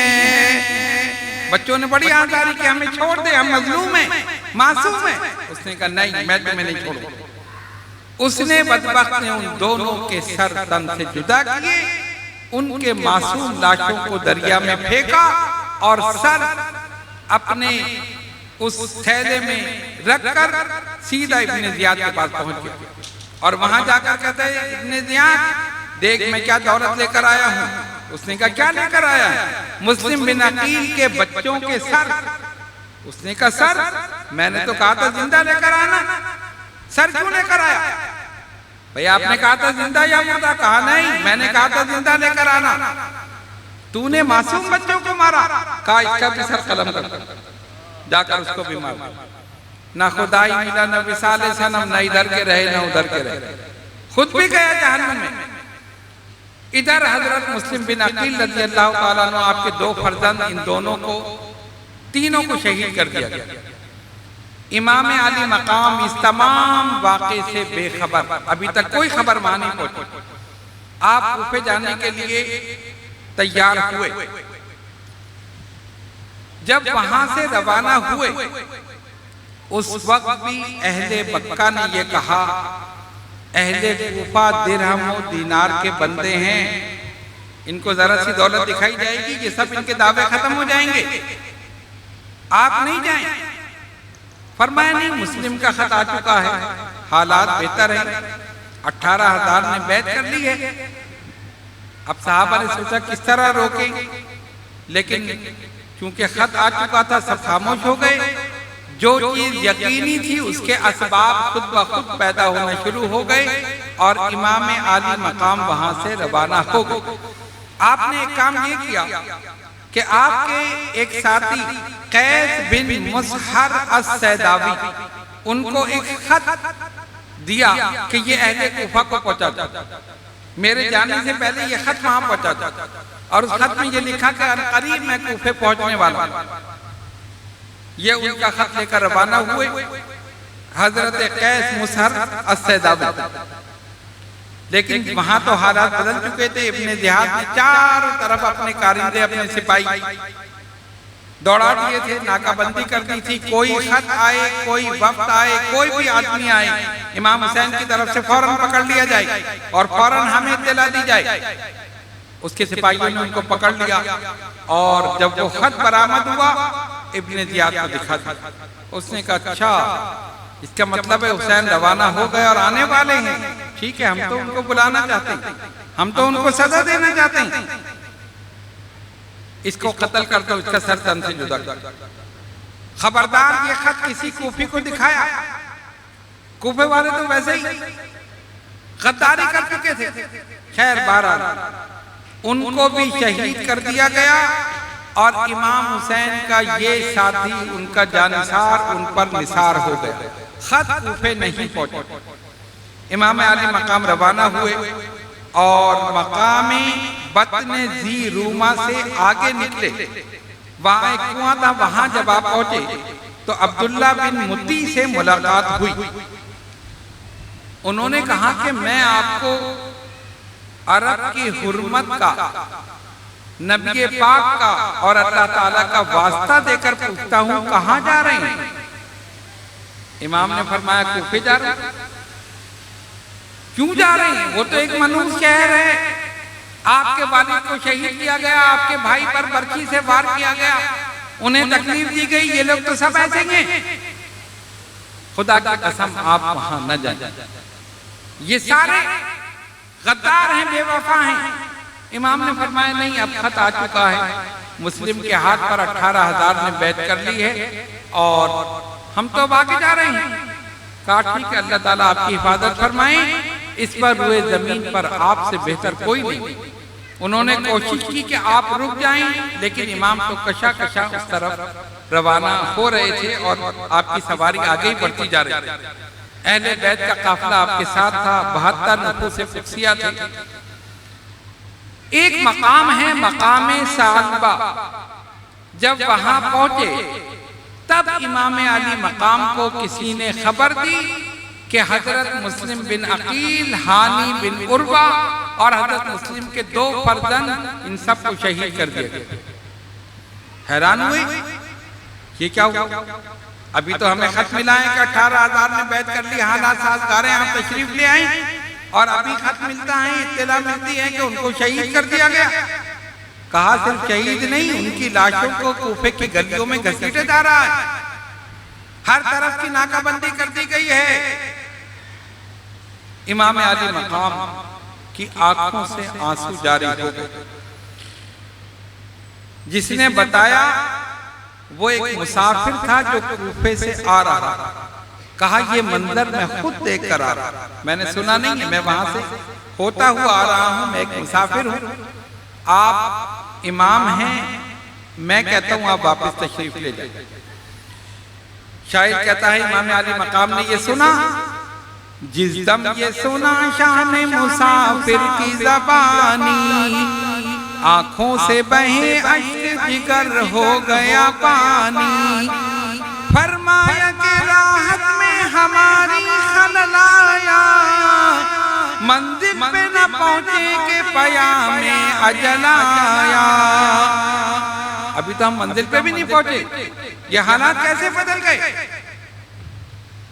बस आपने अपने तमाम लोगों को जमा किया, अहले बैत और इसके अलावा जो जानिसार थे, फरमाया सुनो तुम हमारे साथ आए,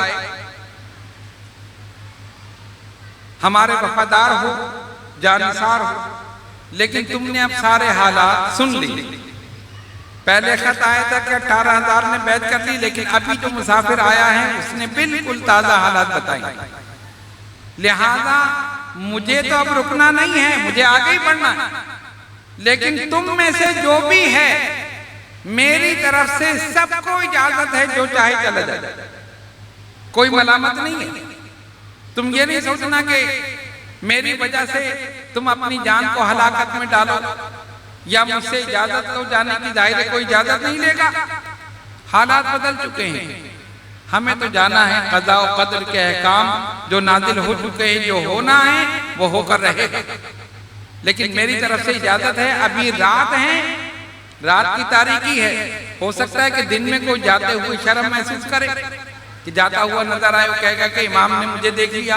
अभी रात है, अंधेरा है, मेरी तरफ से इजाजत है, जो जाना चाहे चले जाए।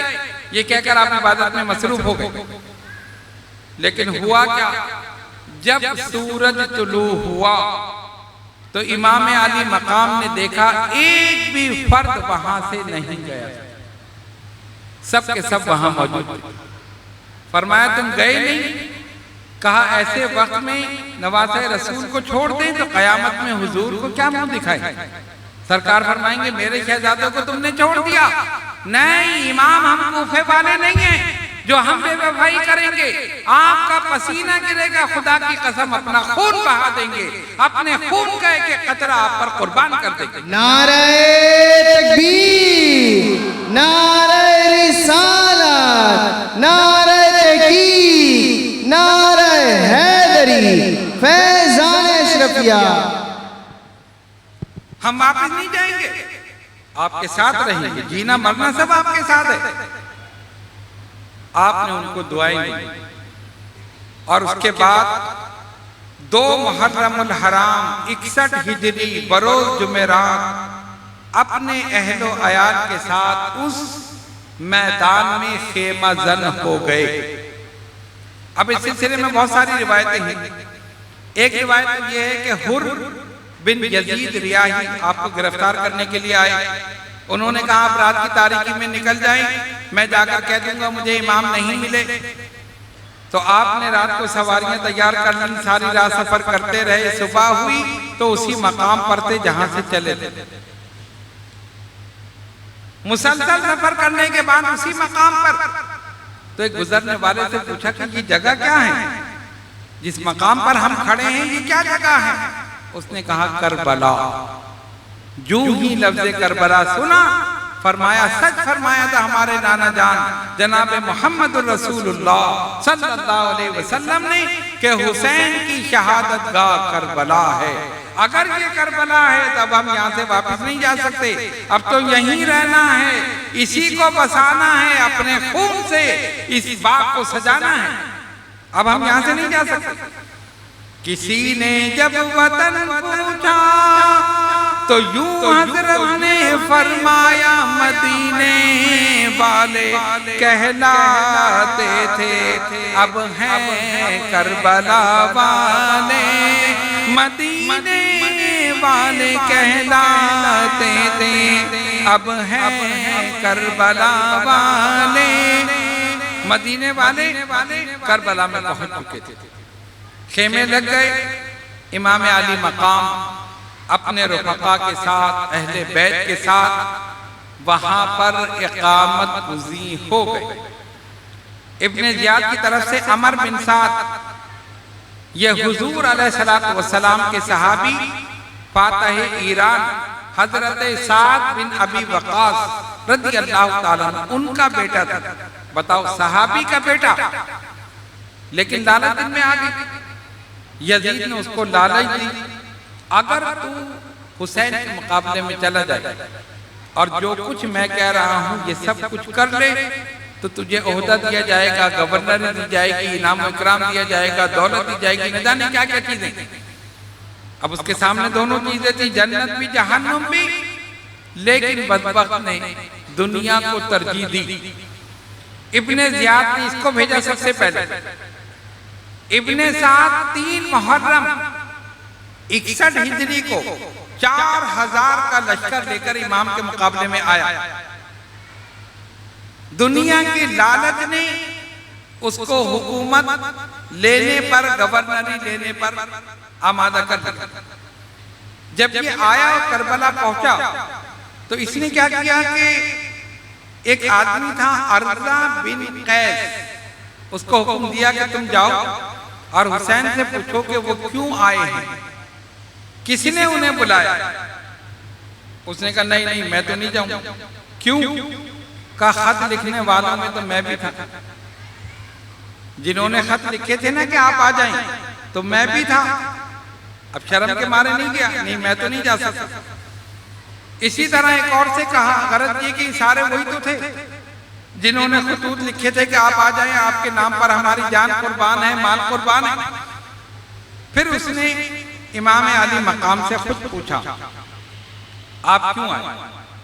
फरमाया हमें तो बुलाया गया है, हमें तो बुलाया गया है, हम खुद नहीं आए। इन्होंने खतूत लिखे, इन्होंने कहा कि हम यजीद की बैत नहीं करेंगे, फासिक और फाजिर है, आप तशरीफ ले आए, हम सब आपकी बैत करेंगे, आप पर जान कुर्बान है, माल निसार है, सब कुछ है। इन्होंने बड़े बड़े दावे किए, बड़े बड़े चीजें बयान की। हमने मुस्लिम बिन अकील को भेजा, 18,000 ने बैत कर ली। ये सारी बातें आपने बताई, हम खुद नहीं है, हमें तो बुलाया गया। इब्ने साद ने ये चाहा कि गुफ्तगू के जरिए मसला हल हो जाए, तो उसने क्या किया कि इब्ने ज़ियाद को खत लिखा कि हुसैन आ गए हैं लेकिन उनको बुलाया गया है, सारे हालात लिखे। तो मैं ये चाहता हूं कि मैं उनको आपके पास ले आऊं ताकि दोनों बैठकर गुफ्तगू करें, मामला हल हो जाए। लेकिन वो निहायत बदबख्त आदमी था, उसने कहा गुफ्तगू का वक्त निकल गया, हुसैन से कोई गुफ्तगू नहीं होगी, बस एक चीज उनके सामने रखो, यजीद की बैत करें वरना सर कलम, बस जंग होगी और कोई बात नहीं। अगर वो बैत करते हैं तो ठीक है, फिर हम इनके बारे में सोचेंगे, और अगर नहीं करते फिर कोई बात ही नहीं, कोई सोचने की जरूरत ही नहीं। और साथ साथ उसने ये भी कहा कि इनका पानी बंद कर दो। खेमा था ना, दरियाए फुरात उधर था, पानी वहां से भर भर के लाते थे। और पानी कितनी जरूरी चीज है, पीने के लिए चाहिए, नमाज के लिए, वुजू के लिए चाहिए, दीगर कामों के लिए पानी चाहिए। पहला काम उसने इब्ने ज़ियाद ने जो इब्ने साद को हुक्म दिया, हुसैन का पानी बंद कर दो। इनके साथ जितने भी लोग हैं, किसी एक को पानी का एक कतरा ना दिया जाए। हाकिम का ये हुक्म था, पानी बशर पिए, घोड़े पिए, ऊंट पिए, अहले हुनर पिए, सब चरिंदों परिंद पिए, मना न कीजियो, पर फातिमा के लाल को पानी न दीजियो। इनको पानी नहीं देना है, बाकी सबको पानी। किस पर पानी बंद किया? जिनका नाना साकी कौसर। किस पर पानी बंद किया? हुसैन बिन अली पर। और मेरा ईमान ये कहता है, मेरा विचार ये कहता है, हुसैन में ये इख्तियार था, अगर वो दरियाए फरात का हुक्म देते बहता हुआ हुसैन के खेमे तक आ जाता। इख्तियार था या नहीं था? आप जानते हैं ना, एक मौके पर एक काफले में पानी खत्म हो गया। साहबा ने अर्ज की, या रसूल अल्लाह सल्लल्लाहु अलैहि वसल्लम, फिदा का उम्मी व अबी, हुजूर हमारे माँ बाप कुर्बान, पानी नहीं है, वुजू कैसे करें, नमाज कैसे पढ़ें? फरमाया किसी के पास पानी हो तो ले आओ। कहा एक प्याला है, वो प्याला लाया गया, आका ने रहमतों वाला हाथ उसमें डाल दिया। साहबा कहते हैं हुजूर के अंगूठे मुबारक के दरमियान से पानी के चश्मे जारी हो गए। इतना पानी निकला कि पूरा लश्कर सहराम हो गया। बाद में प्याले में उतना ही था जितना पहले था। नारे तकबीर, नारे रिसालत, नारे रिसालत, फैजान अशरफिया। जिनके नाना की उंगलियों से पानी के चश्मे जारी हो गए, क्या उनके नवासे में ये ताकत नहीं थी कि दरियाए फुरात का हुक्म देते तो बहता हुआ हुसैन के खेमे तक आ जाता? यकीनन उनकी ये ताकत थी, उनका ये इख्तियार था। वो बाइख्तियार नाना के बाइख्तियार नवासे थे, वो चाहते थे ये करके दिखाते थे, लेकिन हुसैन के बताना चाहते थे, अगर जुल्म करने में तेरी मिसाल नहीं है तो सब्र करने में मेरी मिसाल नहीं। सर पर हवाए जुल्म चले सौजतन के साथ, अपनी कुलाहे कज है उसी बागपन के साथ। कर तो कितना जुल्म करता है, हुसैन उतना ही सब्र करे। पानी बंद हो गया, इमाम ने कुछ नहीं कहा। जितना पानी था कितने दिन चलता? बेचैन है, सब बेकरार हैं। इब्ने साद को आपने एक पैगाम भेजा, उमर बिन करता बिन काब अंसारी, इसके जरिए फरमाया तुम जाकर उससे ये कहो कि तुम्हारे और मेरे लश्कर के दरमियान हम एक बात करेंगे आपस में, यानी तुम्हारा लश्कर है और मेरा, तो इसके दरमियान में हम दोनों बात कर लेते। इमाम हुसैन रज़ी अल्लाह ताला अन्हु ने ये पैगाम भेजा। इब्ने साद ने कहा ठीक है, वो चाहता था किसी तरह मसालेहत हो जाए। आपने 3 शर्तें रखी थी। इब्ने साद से फरमाया सुन, या तो मुझे वहीं वापस जाने दो जहां से मैं आया हूं, मैं दोबारा मक्के चले जाऊं, या फिर मुझे सीधा यजीद के पास ले चलो, मैं खुद उससे बात कर लूंगा। यजीद के दरबार में मैं चले जाऊंगा, मैं खुद बात कर लूंगा। और तीसरी, मुमलकत इस्लामिया के किसी सरहदी इलाके की तरफ मुझे भेज दो, मैं वहीं तबलीग करते हुए अपनी जिंदगी गुजार दूं। ये मेरी 3 शर्तें हैं। इब्ने ज़ियाद को बता दो, कोई 3 में से कोई एक मान ले, मामला हल हो जाएगा, हम भी लड़ाई नहीं चाहते। इसने जब इब्ने ज़ियाद को लिखा, वो बदबख्त उसने कहा नहीं ये नहीं हो सकता, अब तो ये नरगे में आया है, अब ये भागना चाहता है हमसे, हम नहीं छोड़ेंगे, सिर्फ यजीद की बैत करे, नहीं तो सर कलम। बस एक ही बात उसने रखी, कोई शर्त नहीं मानी जाएगी, कोई गुफ्तगू नहीं की जाएगी, कोई मुशावरत नहीं होगी। अब अमर बिन साद जो था वो मजबूर हो गए इब्ने साद। बहरहाल जब आपने देखा कि अब कोई सूरत नहीं है और ये नहीं मानते, तो आपने फरमाया कि अच्छा मुझे हमें 1 रात की मोहलत दो। 9 मुहर्रमुल हराम 61 हिजरी बरोज जुमेरात इमाम अली मकाम अपने खेमे में सर घुटनों पर रखे बैठे हैं। जरा सी नींद आई, सरकार की ज़ियारत हुई। हुसैन हम तुम्हारा इंतजार कर रहे हैं, हुसैन सब्र करना, इस्तिकामत के साथ रहना, जैसे ही आंख खुली मजीद हौसला हो गया। इस्तिकामत का पहाड़ तो वैसे ही थे, समझ गए कि अब शहादत करीब। अब रात हुई, फरमाया कि ऐसा करो, अपने जो रुफकात थे अहले बैत के अफराद और जो दीगर आपके साथी थे, फरमाया आज की आखिरी रात है, इबादत कर लो और सुबह जो है जुमे का दिन है, सुबह ये लोग यकीनन हमसे जंग करेंगे और फिर जाहिर है जिसके हिस्से में शहादत है वो शहादत उसको मिलेगी। सजदों से नमाजों से ये रिफात की सहर है, रोने की तज़ल्लुल की इबादत की सहर है, हाय ये सहर रंजो मुसीबत की सहर है, आशूरे मुहर्रम है शहादत की सहर है, लुटने का तबाही का परेशानी का दिन है, औलाद पैगंबर की ये कुर्बानी का दिन है।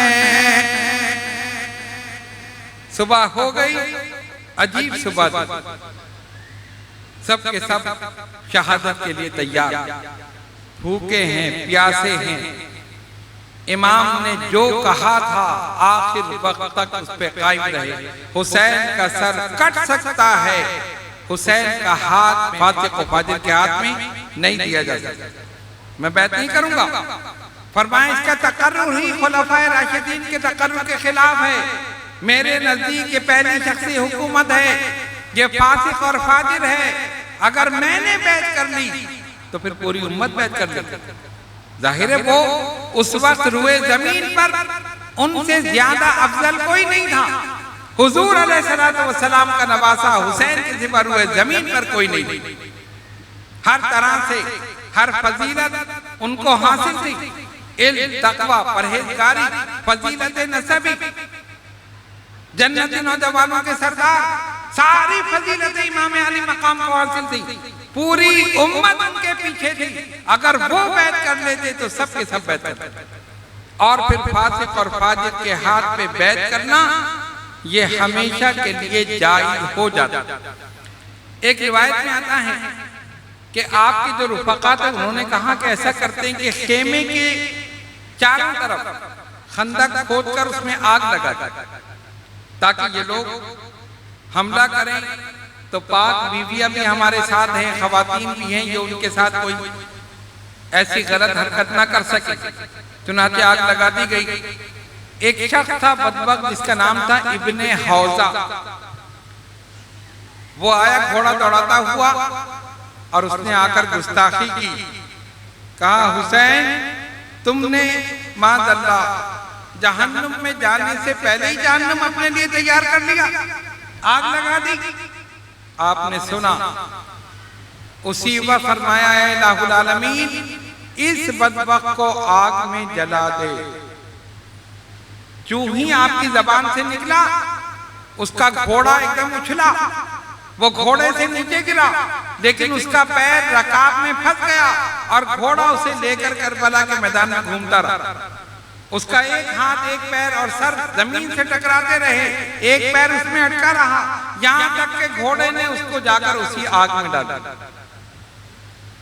उसी आग में डाल दिया। हुसैन ने बता दिया देखो मेरा इख्तियार ये है, जो मेरी जबान से निकलेगा वो हो जाएगा, लेकिन मर्जी ये मौला अज़ मौला, जो कुछ हमारे साथ हो रहा है हम अल्लाह की रजा पर राजी हैं, वरना हम चाहें तो ये भी कर सकते हैं। यजीदी फौज के एक अफसर का बयान है, एक सिपाही का। वो कहते हैं मैं आगे बढ़ रहा था और मैं सोच रहा था कि मैं हुसैन का सर काटूंगा, लेकिन मैंने इब्ने हौजा का हशर देखा, उसका अंजाम देखा, मैं पीछे हट गया। हुसैन की जबान से तो जो निकलता है वो हो जाता है। अरे ये कैसे लोग हैं? मैं वहीं से वापस हो गया, अपने घर पहुंच गया। भाई ने कहा क्या हुआ, तू तो लड़ने गया था। नहीं नहीं, मैंने एक बात ऐसी देखी है, हुसैन की जबान से जो निकला अल्लाह ने उसी वक्त कर दिया, मैं नहीं लड़ूंगा। इमाम हुसैन रज़ी अल्लाह ताला अन्हु ने ये बता दिया कि देखो हमारा इख्तियार भी ये है, लेकिन अल्लाह की जो रजा है हम उस पर राजी हैं। फिर आपने इत्माम हुज्जत के लिए आखिरी तकरीर यजीदी लश्कर के सामने फरमाई। फरमाया सुनो मुझे देखो मैं कौन हूं, मैं तुम्हारे नबी का वाहिद नवासा इस वक्त रुए जमीन पर मैं हुसैन हूं। मेरे लिए सरकार ने फरमाया और मेरे भाई के लिए अल हसन वल हुसैन सय्यद शबाब अहल जन्ना, हसन और हुसैन जन्नती नौजवानों के सरदार हैं।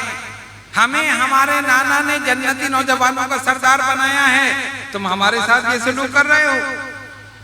इसी तरह दीगर चीजें आप बयान फरमाते रहे और फरमाया ये मैं इसलिए कह रहा हूं, ये तकरीर इसलिए कर रहा हूं, तुम्हें बता इसलिए रहा हूं, कल कयामत में तुम कोई उज़्र पेश ना कर सको कि हमें किसी ने बताया नहीं था, किसी ने समझाया नहीं। मैं इत्माम हुज्जत कर रहा हूं, मैं सारी बातें तुम्हें बता रहा हूं। लेकिन उनकी आंखें हक देखने से अंधी हो चुकी थी, उनके कान हक सुनने से बहरे हो चुके थे, उनकी ज़बानें हक बोलने से गूंगी हो चुकी थी।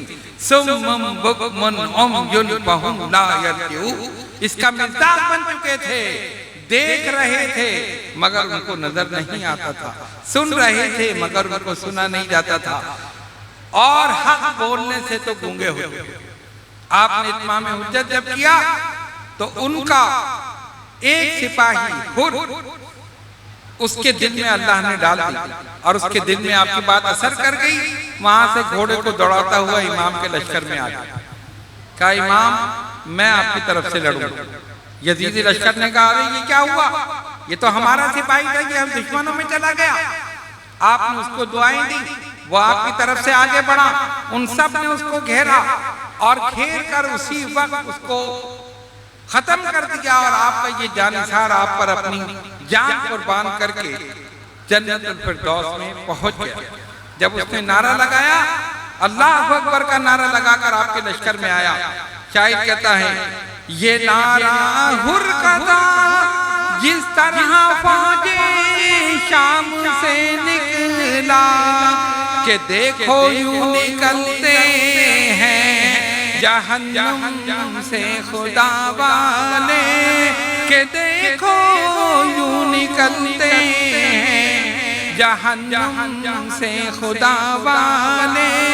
हजारों में 72 तंते तस्लीम और रज़ा वाले। हुसैन इब्ने अली की क्या मदद कर सकता था कोई? वो ये सोच सकता है ना कि उनकी मदद के लिए निकले थे। शायर कहता है नहीं, हुसैन इब्ने अली की क्या मदद कर सकता था कोई कि ये मुश्किल कुशा थे खुद और थे मुश्किल कुशा वाले, कि ये मुश्किल कुशा थे खुद और थे मुश्किल कुशा वाले। हजारों में 72 तन थे तस्लीम और रज़ा वाले। कुर्बान हो गए, अपनी जान कुर्बान कर दी और साबित कर दिया कि सच्चे जानिसार ऐसे होते हैं। जिनको थोड़ी सी धमकी दी गई, लालच दी गई, कोई लालच में आ गया, कोई धमकी में आ गया, कोई किसी चीज में आ गया और आधे रसूल का साथ छोड़ दिया। आपकी फौज के जो सुपे सालार थे वो थे हजरत अब्बास अलमदार। एक एक सिपाही और खानदान नबूवत का एक एक फर्द ऐसा था जो अपनी जगह शेर खुदा था। हजरत अली का खून उनकी रगों में दौड़ रहा और उन्होंने भूखे रहकर प्यासे रहकर जिस तरह जंग की, ये साबित कर दिया कि बाकी हमारी रगों में रसूलुल्लाह सल्लल्लाहु अलैहि वसल्लम का खून। हजरत अब्बास रज़ी अल्लाह ताला अन्हु गए और उनसे कहा मुझे पहचानो मैं कौन हूँ? फरमाया हाँ मुझको रखो याद में हैदर का बिसर हूँ और बाग नबुव्वत के शजर का मैं समर हूँ। मैं दीदाए हिम्मत के लिए नूरे नजर हूँ। प्यासा हूँ मगर साक़िए कौसर का पिसर हूँ। वल्लाह मेरी ज़र्बे तमाचाए फला का दिल बंद हूँ मैं शेर खुदा का। मुझे पहचानो, मैं अब्बास अलमदार हूँ, मैं शेर खुदा का फर्जंद हूँ। आपने पानी लाने की कोशिश की, रिवायत में आया कि आपने मशकीदा भर लिया, लेकिन उन बदबख्तों ने तीर चलाए, इसमें छेद कर दिया और पानी गिर गया। इसी तरह मासूम अली असगर, जो बिल्कुल मासूम कम सिन, प्यास से बेचैन थे, उनके गले में तीर मारा गया जो हलक में लगा। एक हिचकी ली, उन्होंने जामे शहादत नोश कर लिया।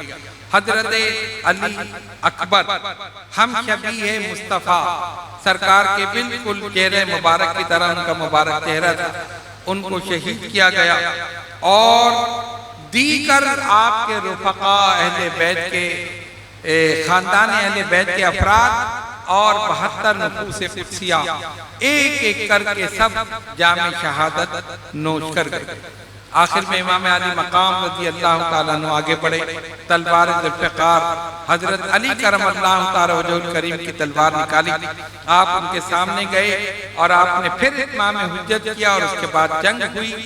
जब वो जा रहे हैं तो शायर ये कहता है कि उस वक्त सैयदा ज़ैनब रज़ी अल्लाह ताला अन्हा ने कहा, ए अहले जहां आज के दिन कर लो ज़ियारत, दुनिया से मोहम्मद के नवासे की है रहलत, समझो पिसरे फातिमा ज़हरा को गनीमत, ये शक्ल न आएगी नजर फिर किसी सूरत, ढूंढोगे तुम शब्बीर सा आका न मिलेगा, फिर तुमको मोहम्मद का नवासा न मिलेगा। देखो कौन जा रहा है, शेर खुदा का फर्जंद जा रहा है, रसूलुल्लाह सल्लल्लाहु अलैहि वसल्लम का शहजादा जा रहा है। बार सूरत आप गए, आपने इमाम हुज्जत की, उनको सब बताया समझाया, लेकिन उसके बाद बिलाखिर आपने जंग की और बहादुरी के साथ जुर्रात के साथ लड़ते हुए जामे शहादत नोश किया। न सिर्फ ये कि आपको उन्होंने जख्मी किया, रिवायत में आता है कि जिसमें मुबारक पर 33 जख्म नेज़ों के, 40 जख्म तलवारों के और आपके पैरहन में 121 तीरों के सुराख थे। यानी पूरा जिस्म मुबारक जो था वो तीरों से, तलवारों से, नेज़ों से, बालों से छन्नी हो गया। इमाम घोड़े से नीचे गिरे, कुर्बान जाओ, खुद तो नीचे गिर गए लेकिन गिरती हुई उम्मत को उठा साबित कर दिया हुसैन का सर कट सकता है, बातिल के सामने झुक नहीं सकता। एक बदबख्त आगे बढ़ा और उसने आपके सरे अनवर को जिसमें अक़दस से जुदा कर दिया और सर लेकर खड़ा है। कातिल तो इस तरफ को सरे पाक ले चला, तड़पा ज़मीं पे या बदने शाह करबला, तबले ज़फ़र बजाने लगे दुश्मने खुदा, गुल पड़ गया शहीद हुआ इब्ने मुर्तज़ा, खेती अली की कट गई बस्ती उजड़ गई, परदेस में हुसैन से ज़ैनब बिछड़ गई। इमाम अली मकाम ने बेमिसाल कुर्बानी पेश की, सजदे में जब सर रखा कहा मौला तेरा करम है, हुसैन का सर झुका है तो तेरी बारगाह में झुका है, बातिल के सामने नहीं झुका। कुरान कहता है या अय्युहल्लज़ीना आमनू इस्तईनू बिस्सब्रि वस्सलाह, मदद चाहो सब्र से और नमाज से। हुसैन की जिंदगी को देखो, सब्र और नमाज, यही दो चीजें नजर आती हैं। नाना का विसाल हुआ तो सब्र, वालिदा का विसाल हुआ तो सब्र, वालिद की शहादत हुई तो सब्र, भाई की शहादत हुई तो सब्र, जवान बेटा अली अकबर शहीद हुआ तो सब्र, मासूम बच्चा अली असगर शहीद हुआ तो सब्र, 72 शहीद हुए सब्र, सब्र करते चले आ रहे हैं। और जब खुद की शहादत हुई तो सजदे में सर है। सब्र और नमाज यही हर जगह, सब्र और नमाज। हुसैन ने बता दिया बातिल के सामने झुक नहीं सकता। हुसैन का सर अगर झुकेगा तो सिर्फ और सिर्फ खालिक़े कायनात की बारगाह में झुकेगा। उन्होंने इसी पर बस नहीं की बल्कि घोड़े दौड़ाए। आप गौर करें कि घोड़ा अगर जिस्मों पर दौड़े तो जिस्म का क्या असर होगा। उन बदबख्तों ने घोड़े दौड़ाए। सख्त धूप है, तमादत है, गर्मी है, सूरज की किरणें उनके जिस्मों पर पड़ी हैं। उनके सर तन से जुदा कर कर नेज़ों पर उठा लिए। इमाम आली मकाम का सर, आपके शहजादों का, उन 72 नफूसे कुदसिया का, उनके जिस्मों को वहीं पड़ा रहने दिया। उन पर घोड़े दौड़ा दिए और कहा कि देखो जो हुकूमत वक्त से बगावत करेगा उसका हशर यही हो। वो तो ये सोच रहे थे कि हम जीत गए, हमने माज़अल्लाह हुसैन को खत्म कर दिया। लेकिन हुसैन ने बता दिया कि आले रसूल से जीतना आसान नहीं है। जो आले रसूल से जीतेगा वो वक्त का यजीद होगा। हुसैन ने बैत ना करके बता दिया मेरा हाथ फासिक और फाजिर के हाथ में नहीं जाएगा, सर कट जाएगा, लेकिन हाथ फासिक और फाजिर के हाथ में नहीं जाएगा। उसके बाद इब्ने ज़ियाद ने कहा इन सब के सर यजीद की तरफ रवाना कर। नेज़ों पर चढ़ा लिए गए। अहले बैत की बकिया खवातीन, उनकी चादरें खींची गई, ऊंट की नंगी पीठों पर उन्हें बिठाया गया, घुमाया गया, लोगों को बताया गया कि देखो जो हुकूमत वक्त के खिलाफ बगावत करेगा उसका ये हशर होगा। इमाम ज़ैनुल आबिदीन रज़ियल्लाहु ताला अन्हु जब करबला से जाने लगे, आपने रिक़्क़त अंगेज अंदाज में कुछ अशार पढ़े, मदीने तैयबा की तरफ देखा, अपने नाना जनाबे मुहम्मदुर रसूलुल्लाह सल्लल्लाहु अलैहि वसल्लम को एक पैगाम दिया बादे सबा के जरिए, हवा के जरिए पैगाम दिया। क्या पैगाम दिया? आपने फरमाया इन्निल दिया रीह सबा यौमन इला अर्दिल हरम, इन्निल दिया रीह सबा यौमन इला अर्दिल हरम, बल्लिग सलामी रौज़तन फ़ीहा नबीयुल मोहतरम। ऐ बादे सबा, मेरा पैगाम उस नबी मोहतरम की तरफ पहुंचा दे। कौन से नबी मोहतरम? अब उनकी सिफत बयान कर रहे हैं। फरमा रहे हैं वो नबी ऐसे हैं मन वजहुहु शम्सु दुहा मन खद्दुहु बद्रुल दुजा,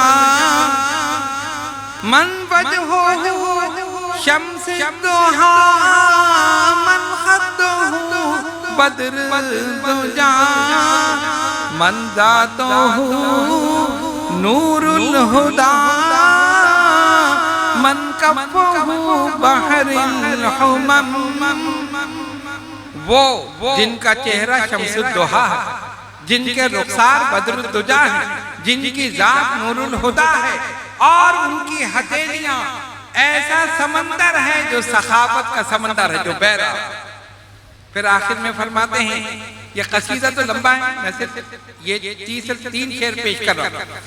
जब करबला से रवाना होने लगे, आखिरी शेर ये पढ़ा या रहमतन लिल आलमीन अदरिक ले ज़ैनुल आबिदीन, या रहमतन लिल आलमीन अदरिक ले ज़ैनुल आबिदीन, महबूसे ऐदिल ज़ालिमीन फी मौक़िबे वल मुज़दाहम महबूसे ऐदि ज़ालिमी फी मौक़बे वल मुज़दाहम। फरमाते या रहमतुल लिल आलमीन सल्लल्लाहु अलैहि वसल्लम ज़ैनुल आबिदीन का हाथ पकड़िए, हुजूर गम के दरिया से निकालिए, मैं जालिमों के हाथ में कैद हूँ, महबूस है जालिमी, हुजूर मुझे निकाल, मैं यहाँ पर कैद। इमाम ज़ैनुल आबिदीन ने आंसुओं की सूरत में ये नजराना पेश किया और यकीनन रसूलुल्लाह सल्लल्लाहु अलैहि वसल्लम ने ये सुना। आज यजीद को बेकसूर साबित करने की कोशिश की जाती है। लोग कहते हैं उसको पता नहीं था, बाद में उसने अफसोस किया और उसने कहा कि मुझे अगर मालूम होता तो मैं हुसैन से बात कर लेता। हालांकि मोतबर रिवायत में यह आया कि जब इमाम अली मकाम का सर उसके सामने पेश किया गया तो उसने छड़ी से उसको हिलाया, इधर उधर किया जैसे खेलते हैं, और कहा मैंने सुना था हुसैन बड़ा खूबसूरत है, बाकी हुसैन तो बड़ा हसीन था। और कहा इनके बाप दादा ने मेरे बाप दादा से जंग की थी, आज हमने बदर का बदला ले लिया, आज हमने फलादन का बदला ले लिया। इस किस्म की उसने खुराफात बकी। और ये कैसे हो सकता है कि इतना बड़ा वाकया हो जाए और सरबराह मुमलिकत को पता ना हो। उसने पहला खत ही यही लिखा था कि अब्दुल्ला इब्न जुबैर, अब्दुल्ला इब्न उमर और हुसैन बिन अली, इन तीनों से मेरी बैत लो, अगर बैत कर ले तो ठीक है, वरना सर कलम। बाद में उसने जब ये देखा कि सब कुछ हो गया तो कहा अपने घर की औरतों से कि अहले बैत की औरतों से ताज़ियत करो, इनको नई चादरें दो, इनको नए कपड़े दो, इनको खाना खिलाओ। गौर करो जिनके रिश्तेदारों के सर नेज़ों पर हों वो क्या खाना खाएंगे, वो क्या पानी पिएंगे। इमाम ज़ैनुल आबिदीन की कैफियत ये थी, जब पानी सामने आता तो रोते थे, इसकी एक एक बूंद को अली असगर अली अकबर तरस गए, मैं कैसे पानी पीऊं। जब खाना सामने आता था तो रोते थे, मैं कैसे खाना खाता। मैंने करबला का मंजर देखा है। आपके साहबजादे ने पूछा, मैंने आपको कभी हंसते हुए नहीं देखा।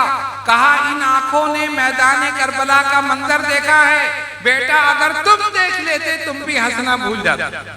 मैंने ऐसा जुल्म, बर्बरियत, ये सारी चीजें मैंने देखी हैं। लोग कहते नहीं जी वो बेकसूर था। हाँ, एक बात कहते हैं जो मैं हर दफा कहता हूं, अगर कोई आपसे कहे कि यजीद बेकसूर था, अगर कोई दलाइल दे कि नहीं ऐसा नहीं था ऐसा था, हम कोई दलील नहीं देते, हम कोई चीज बयान नहीं करते। हम सिर्फ एक बात कहते हैं, अगर तुम यजीद की हिमायत करते हो, हम तो अल्हम्दुलिल्लाह हुसैन के साथ हैं। अगर तुम यजीद की हिमायत करते हो, तुम दुआ करो तुम्हारा हशर यजीद के साथ हो, हम दुआ करते हमारा हशर हुसैन के साथ। चाहते हो हुसैन के साथ हशर हो, इंशाअल्लाह ताला हुसैन के साथ होंगे, उनके जाना के झंडे तले हो। कहते नहीं जी नहीं ये था वो था। इमाम अली मकाम ने सब्र और इस्तिकामत का पैकर बनकर बता दिया। नबी पाक अलैहिस्सलातु वस्सलाम ने खुतबा हज्जतुल विदा में फरमाया था, तरक्तु फीकुमुस सकलैन, मैं अपने पीछे दो भारी चीजें छोड़े जा रहा हूँ। वजनी चीजें, ये नहीं फरमाया कीमती, इसलिए कि हर कीमती चीज भारी नहीं होती। डॉलर आप हाथ में रखें कितना कीमती है, लेकिन फूंक मारो तो उड़ जाए। इसी तरह दीगर करेंसियां कीमती हैं, आप हाथ में रखें, फूंक मारे तो उड़ जाए। मेरे रसूल ने ये नहीं फरमाया मैं कीमती चीजें छोड़े जा रहा हूँ, फरमाया तो भारी चीजें छोड़े जा रहा हूँ। एक कुरान है, दूसरे मेरे अहले बैत। एक कुरान है, दूसरे मेरे अहले बैत। सरकार ये फरमाना चाहते थे, मैं अपने पीछे जिसको छोड़े जा रहा हूँ वो इतना वजनी है, इतना भारी है कि जब मैदान करबला में खड़ा हो जाएगा तो कैसी ही आंधियां चले उसे हिला नहीं सकेंगे, उसे हिला नहीं सकेंगे। उसके पाए इस्तक़लाल में जरा सी जुम्बिश नहीं होगी। और वही हुसैन बिन अली ने करके दिखा दिया। आज अहले बैत की शान में गुस्ताखियां की जाती हैं। मैं सिर्फ दो शेर बयान करके फिर अपनी गुफ्तगू को खत्म करता हूं। कौन गुस्ताखियां कर रहा है? अहले बैत की शान में खारजी गुस्ताखी कर रहे हैं और दीगर। इसीलिए आला हजरत के बिरादर ने बेहतरीन बात लिखी, फरमाया अहले बैते पाक से गुस्ताखियां बेबाकियां लानतुल्लाह अलैकुम दुश्मनाने अहले बैत, लानतुल्लाह अलैकुम दुश्मनाने अहले बैत। अब ये कहते जी वाक़या क्यों बयान हो रहा है, ये फला चीज क्यों है, ये फला क्यों है, उसका भी जवाब उन्होंने दिया। वो फरमाते हैं बेअदब गुस्ताख फिरके को सुना दे ए हसन, यूं कहा करते हैं सुन्नी दास्ताने अहले बैत, यूं कहा करते हैं सुन्नी दास्ताने अहले बैत। करबला में जा बजा अहले बैत अतहार की मुक़द्दस लाशें बिखरी पड़ी हैं। शायर कहता है ज़मीने करबला पर फातिमा के फूल बिखरे हैं, ज़मीने करबला पर फातिमा के फूल बिखरे हैं। शहीदों की ये खुशबू है कि सब जंगल महकता है, शहीदों की ये खुशबू है कि सब जंगल महकता है। वाक़या तो बहुत तवील है, हमने ये कोशिश की है कि जो मोतबर रिवायात हों उनको बयान किया जाए और तफसील से हटकर इख्तिसार के साथ हमने आपके सामने बयान किया। बस आखिरी बात यही है कि इमाम आली मकाम ने जिस मकसद के लिए कुर्बानी दी, शरीयत मोहम्मदी सल्लल्लाहु अलैहि वसल्लम की बालादस्ती के लिए, उसमें जो बिगाड़ पैदा हो रहा था उसे दुरुस्त करने के लिए अगर इमाम बैत कर लेते, क़यामत तक फासिक और फाजिर के हाथ पर बैत करना जायज़ हो जाता, लेकिन इमाम ने घर भर लुटा दिया, फासिक और फाजिर के हाथ में हाथ नहीं दिया। कहा हुसैन सर दे सकता है, हाथ नहीं दे सकता। किसी ने सुना कि यजीद के दरबार में इमाम का हाथ गया? नहीं, सर गया। सर तो पहले ही देना चाहते थे। अल्लाह तबारक व तआला उनके मरकदे मुबारक पर बेशुमार रहमतें नाज़िल फरमाए और उनकी नालैन से लगे हुए जर्रों के सदक़े में हम सब के गुनाहों को माफ़ फरमाए। व आखिरु दावाना अनिल हम्दुलिल्लाहि रब्बिल आलमीन।